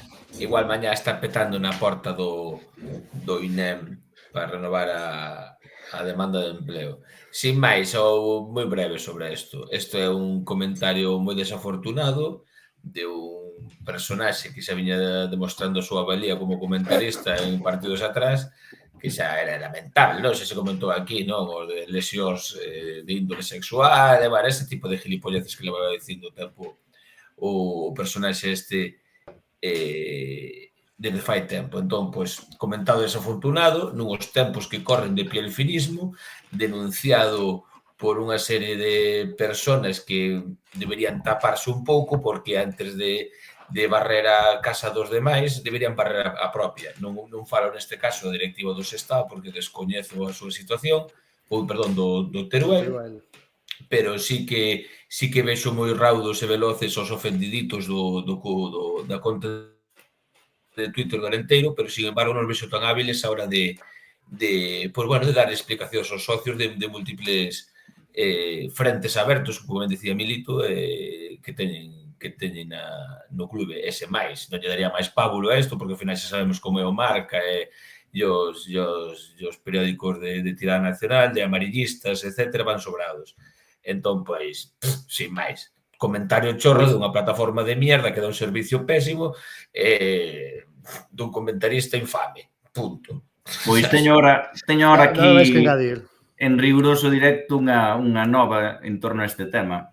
Non vou dar nombres, pero chega unha información do director da Primeira Federación, que non teñen outra cousa que facer máis importante para arranxar na Liga, que quere compartir quero compartir con todos vosotros que en el día de hoy he solicitado como director de Primera Federación a ATM Broadcast, que se non a nadie sabe a productora que retransmite os partidos, bueno, que ten os dereitos de gravar os partidos, que el comentarista del partido Teruel CD Arenteiro non vuelva a comentar ni un partido máis de Primera Federación. Perdona, que non o escoitei. Isto que o di? É que non sei se pode dicir o nombre, pero bueno, o director de Primera Federación. Vale. Será un cargo orgánico da Federación. Bueno, sí, eu me refiero ao organismo, non que me des o nome propio da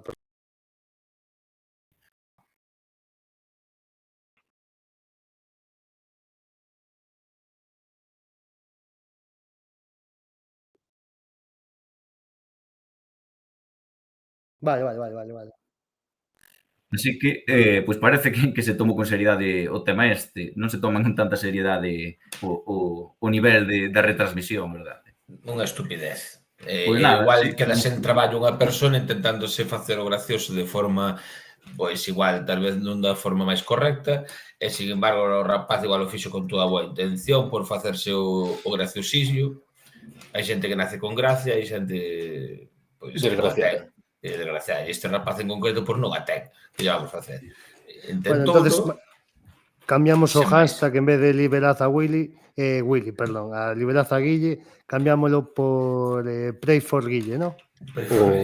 O bar da cantina tamén vai sacar un comunicado oficial agora ao acabar o directo, condenando enérxicamente o comunicado de don Javier Vich. Guille sempre saludaba. Bueno, que, Darío?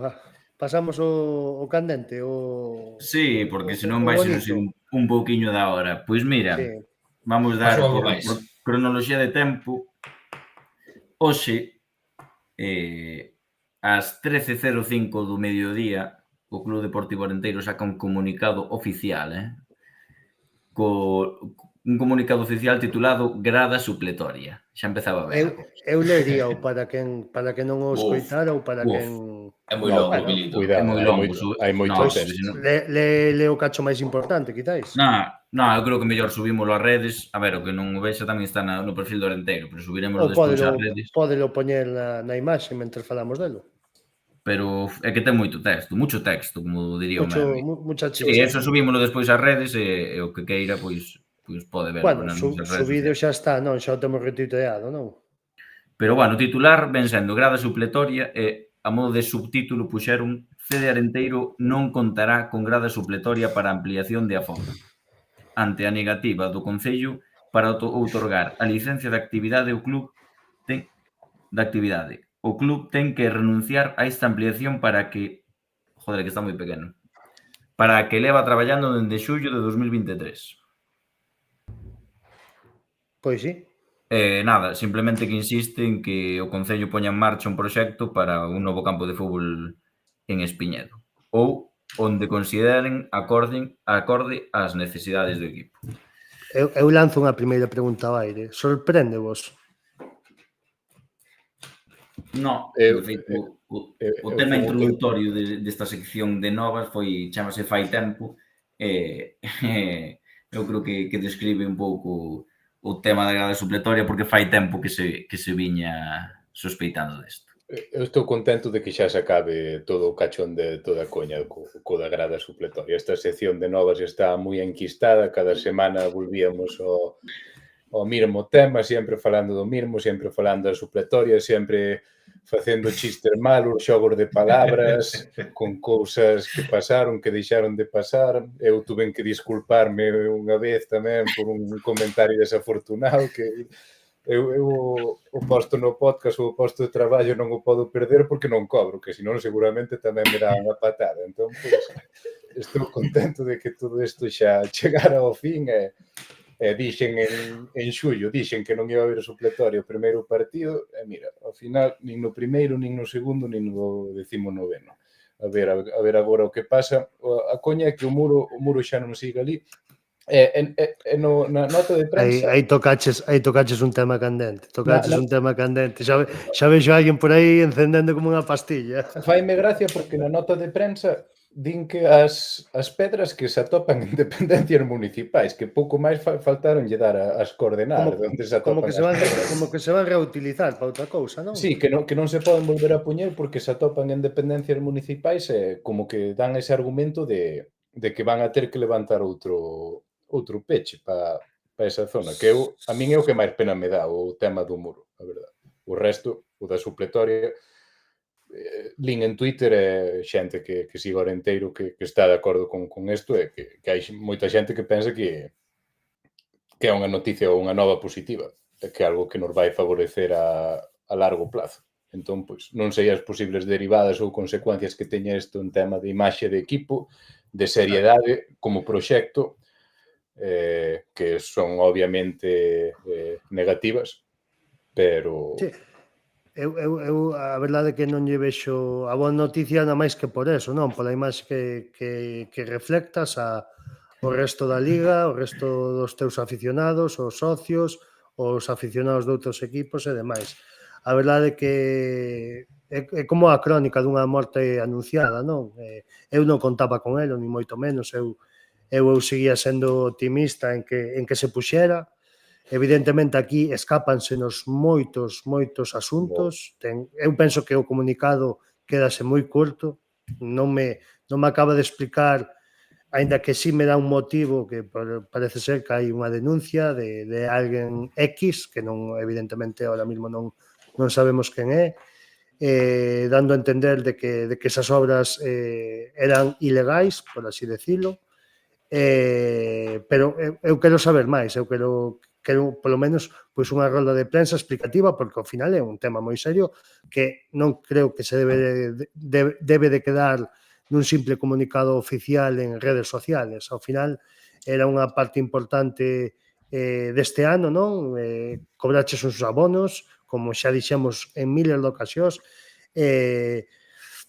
hai que dicilo así, por desgracia é unha xestión máis nefasta dende que se cedeu a concesión do campo de Espiñedo Arenteiro, e va sumando unha tras unha, e que disto que non sale nada ben, é todo mal, absolutamente mal.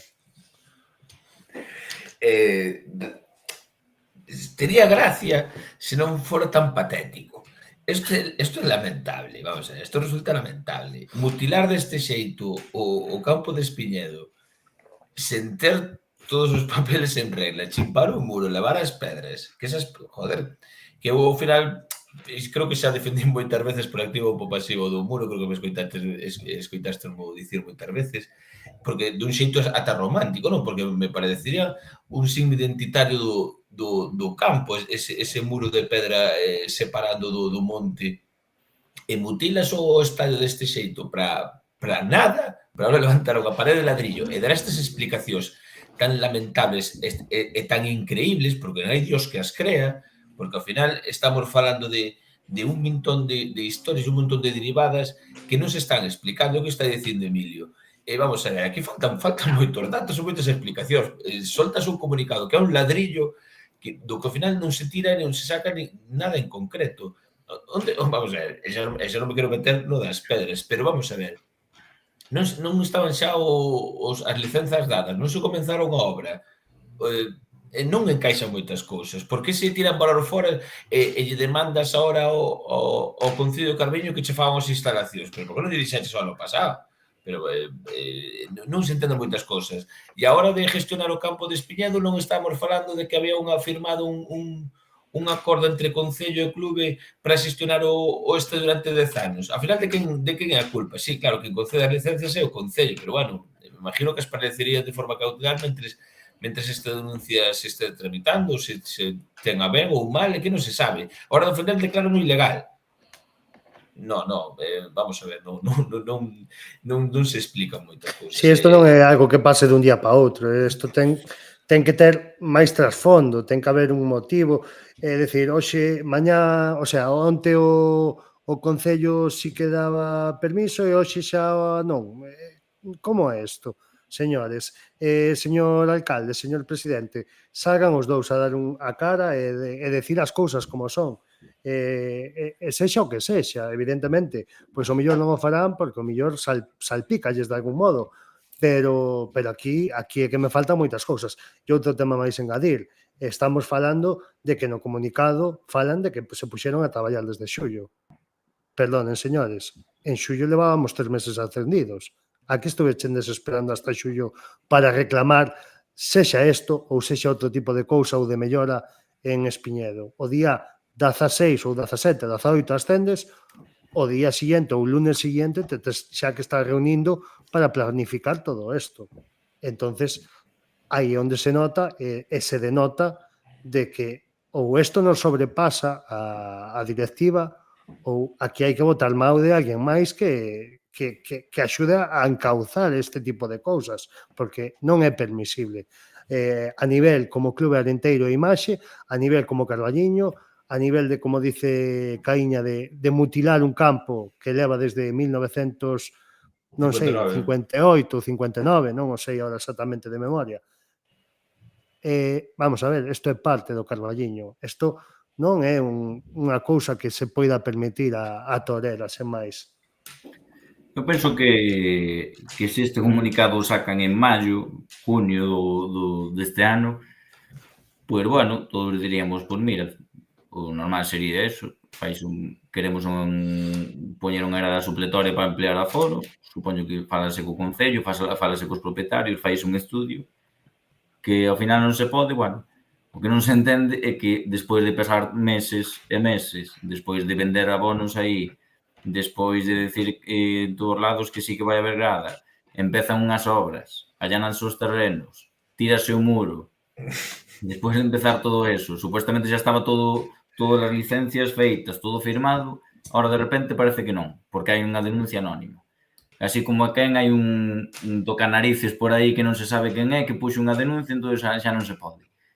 Esa denuncia querrería vela eu, porque esa denuncia se fai parar todo isto é porque esa denuncia ten argumentos de que se iba a cometer unha ilegalidade. Ahora, quen é o cometer? Pois o máis probable que o Concello, que suponse que é o que ten que dar esa licencia.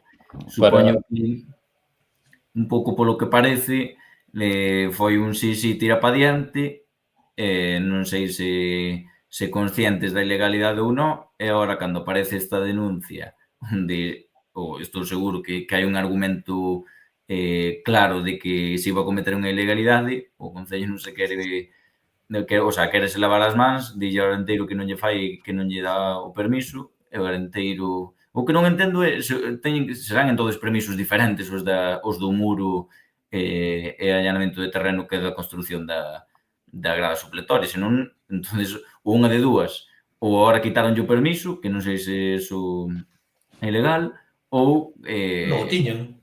Ou fixeron as obras sen ter o permiso, que me parece peor aínda.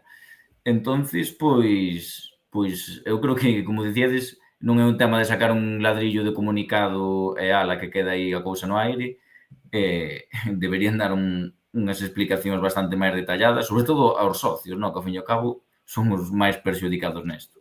É que non ten sentido, vamos a ver, o suelo rústico que hai por trás é un monte, aí podes perfectamente realizar unha grada ou unha instalación deportiva, como se fixe noutros moitos campos, onde se facían os campos nos montes, tiraban os pinos e llenaban se facían un campo de fútbol. Non é recalificar para facer o Bernabéu. Entón, o conflito de intereses entre os propietarios, o que a mí non o sei. Ora non sei estou especulando. Eso non sei hasta que punto tú podes facer unha grada nun solo rústico, eso non o sei. Sí, penso que sí. Polo que dixeron hoxe unha persona chegada a nós, e polo que explicou, que pensase que o motivo non é de prohibición nese aspecto. Pois entonces deberían dar o motivo de por que non se pode facer, porque isto non é unha denuncia de un paisano ou unha paisana que vou poñer unha denuncia a ver se non a fan. A denuncia tuvo que ter argumentos para parar todo isto, estou seguro. Non, está claro. Vou tirar un triple ahora. Vou tirar un triple, pero a cobertura fixose nun terreno comunal.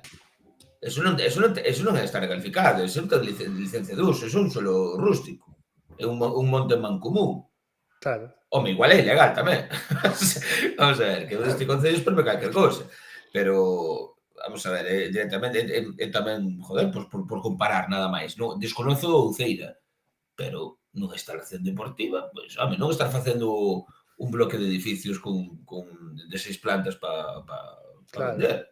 Non o sei.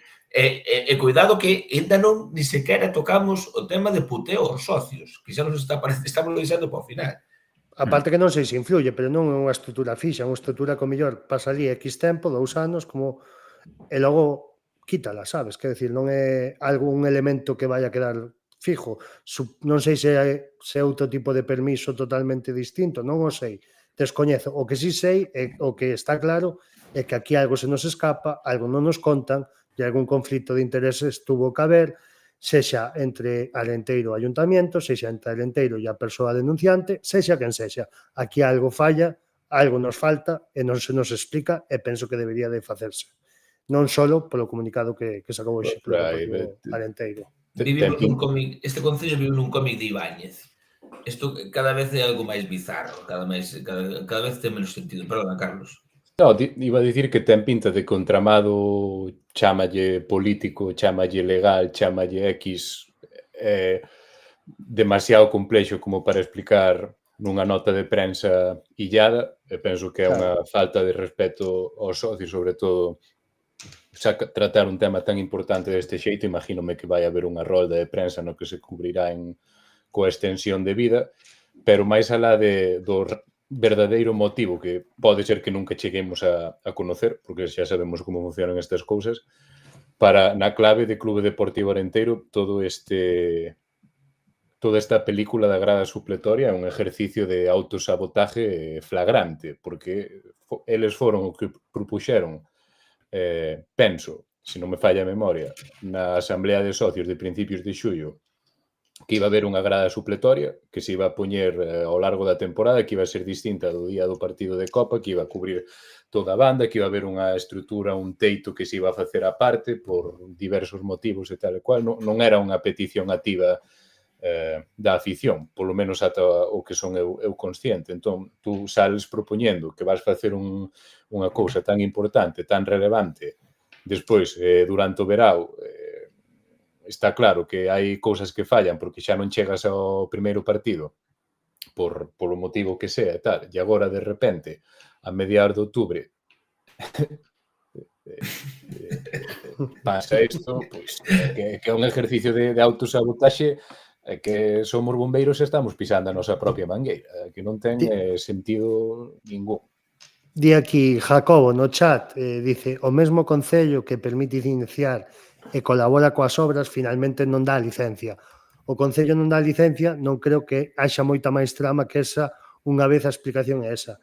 Se tú me dis, Jacobo, se tú me dis eso, ainda peor mo pos e máis me preocupas, porque se primeiro yo dabas e logo por X ou por B non yo das, aquí algo evidentemente está pasando, penso eu. A ver, eu creo que hai máis complexidade no, doucha. Mañá, ao final non xa dou, mira, ahora que está... Eu penso que están todos metidos no allo. Aquí non hai nin bons, nin malos, nin regulares. Outro asunto importante, o sea, dan a entender que se non chega a ver esa denuncia iban a cometer a obra ilegalmente. Sexa por seguridade, que sería no peor dos casos. Estamos falando dunha estrutura onde se van a poñer ata 2.000 ou 3.000 personas. Joder, que eso é peor o remedio que a enfermedade. En certos partidos, esa estrutura iba a estar soportando moitísimo peso de xente saltando, etc. Entonces, con que a ilegalidade se fosen temas de seguridade, veses por accesos aí ou o que sea, ou o terreno, bueno, peor mo pos. Que é de legalidade de, digamos, de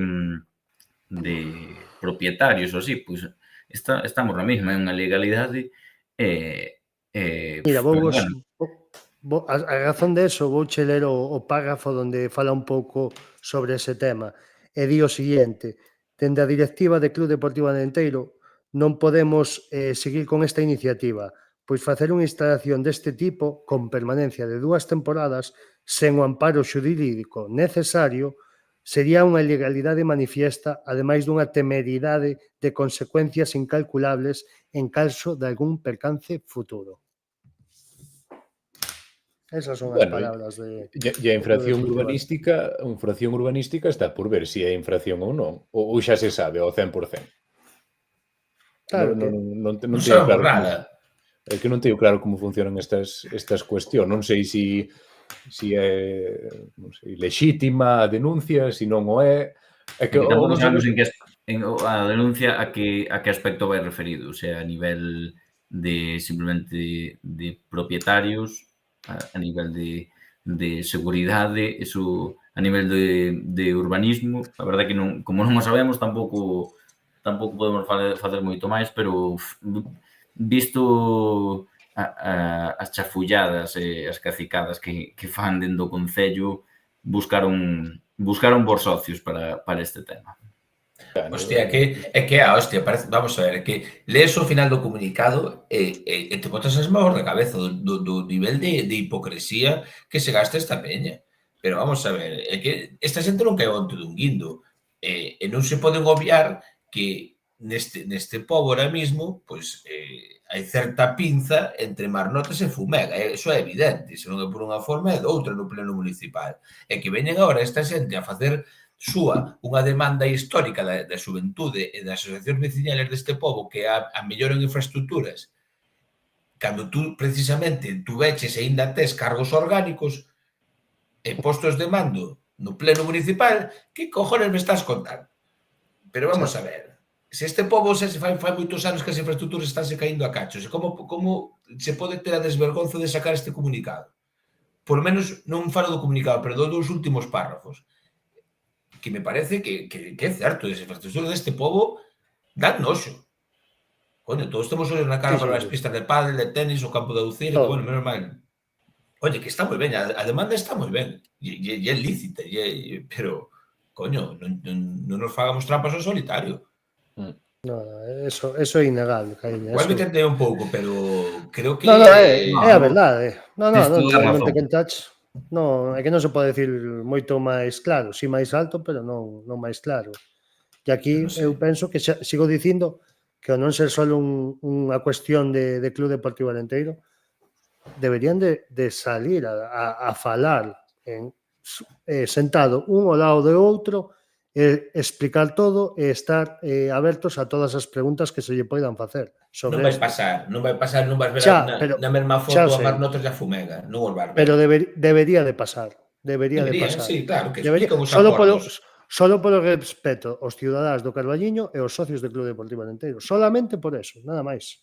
Porque os dous, tanto os veciños como o clube, se benefician. Hai unha retroalimentación, hai un feedback, é unha simbiose, deben colaborar, e o Concello debe proporcionar ao Arenteiro un campo en condicións, e o Arenteiro debe colaborar co Concello, pois facilitando a vida no posible, ben sea traendo turistas ou aficións rivales, ampliando o estadio, o que queiran, con promocións, o que les queiran, pero débense comunicar, deben dar a cara.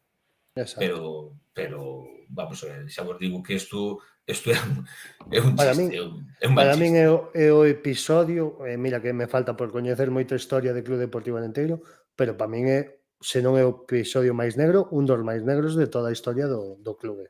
A mí non me sale da cabeza, levo desde a mañá co dichoso muro que non me cabe da cabeza. O sea, tiras o puto muro, levas as pedras de aí, a saber onde están as pedras, non quero pensar mal, porque se me quenta a lengua e te digo unha barbaridade, non quero pensar mal de saber onde están esas pedras, que ao final son unhas pedras de boas, ademais, que dá para facer un bo galpón, e disme, que ahora vas facer un que? Un muro de ladrillo, de bloque, ou que vas facer aí? Bueno, se é de ladrillo... É que pensas que van traer pedra, eso é de bloque. Non sei o que van traer, pero solo de pensalo...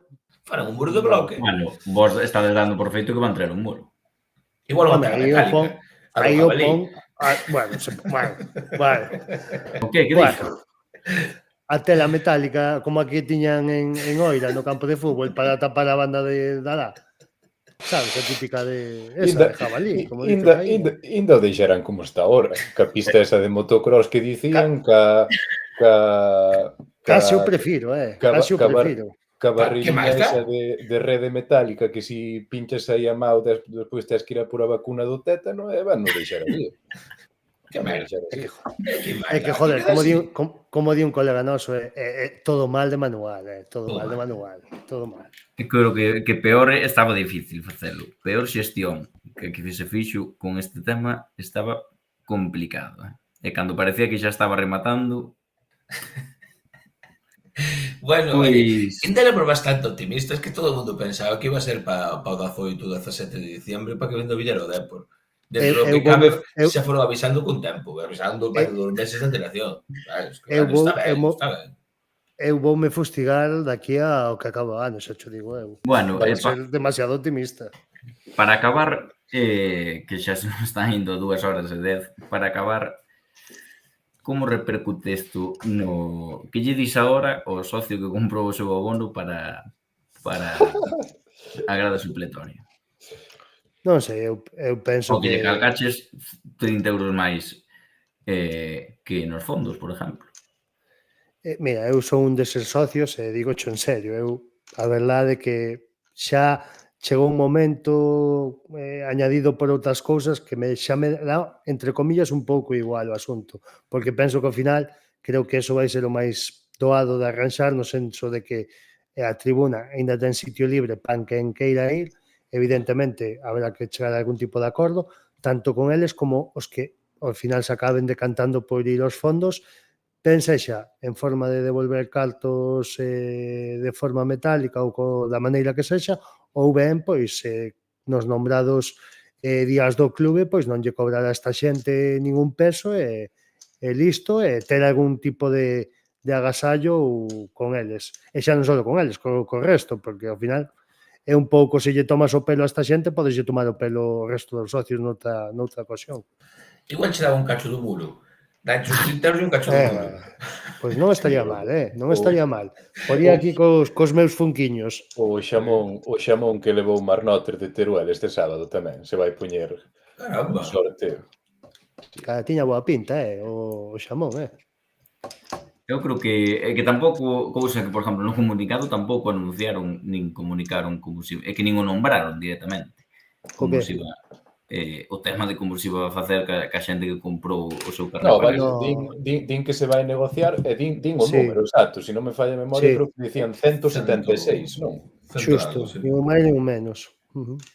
Pois, pero o código do club tampouco pode ser, porque vamos a ver, 176 igual non todos poden acudir ese día a ese partido. Pero vai haber 2 días de clube, Sí, bueno, eso arranxarás, non sei, que cando vai ser o club, vai ser 30 euros. Bueno, que se coman a cabeza para arreglalo. Sí, eso de menos. A ver, eu penso que a solución é sinxela dentro do que cabe. Sí, eu creo que darán opción a cada... O sea, poñerán como 3 opcións, pois eso, se prefires ir para a tribuna igual tes que pagar máis, ou simplemente non pagas nada, se queres irte por fondos, pois devolveránche esa diferencia, e igual tamén dan opción esa, pois mira, os días do club, pois podes entrar gratis, quedas a pre.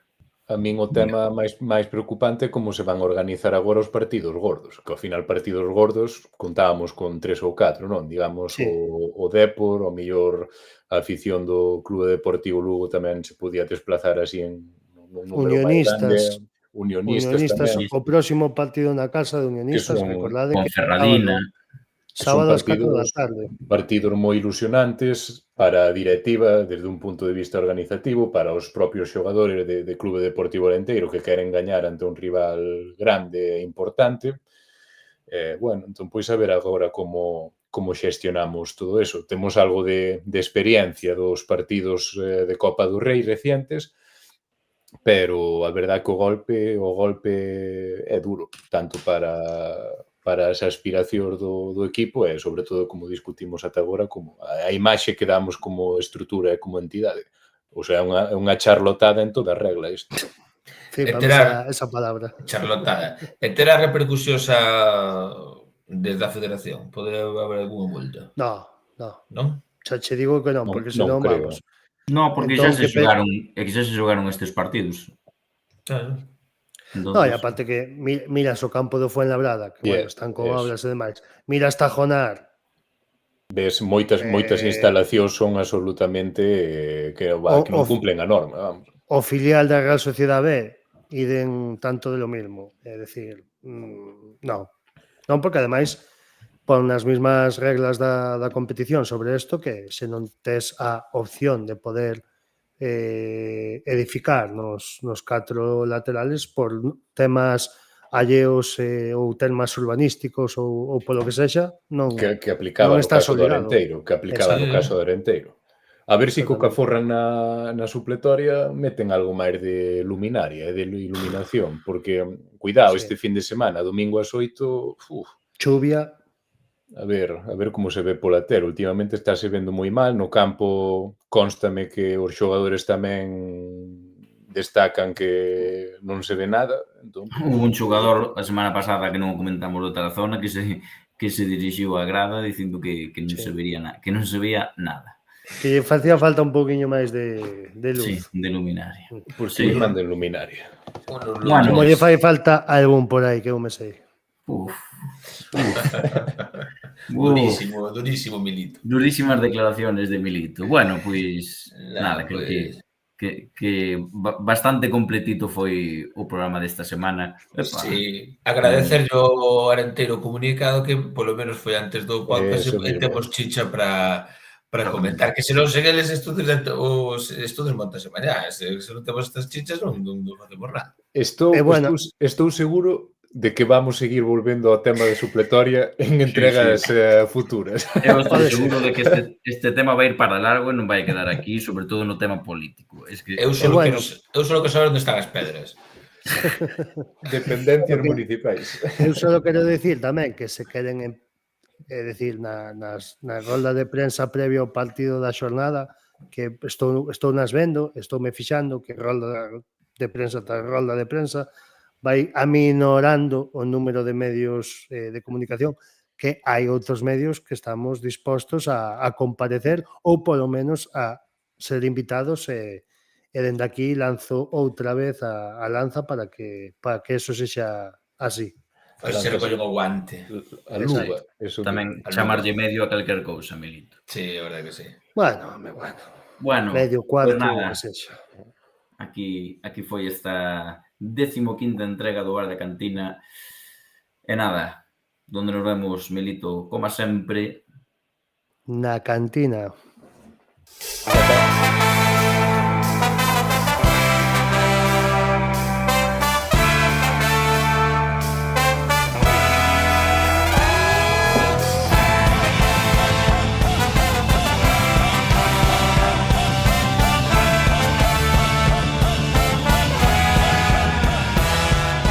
Y ahora que el fútbol es cuestión de estado, que un dictador es Dios y que escribir una canción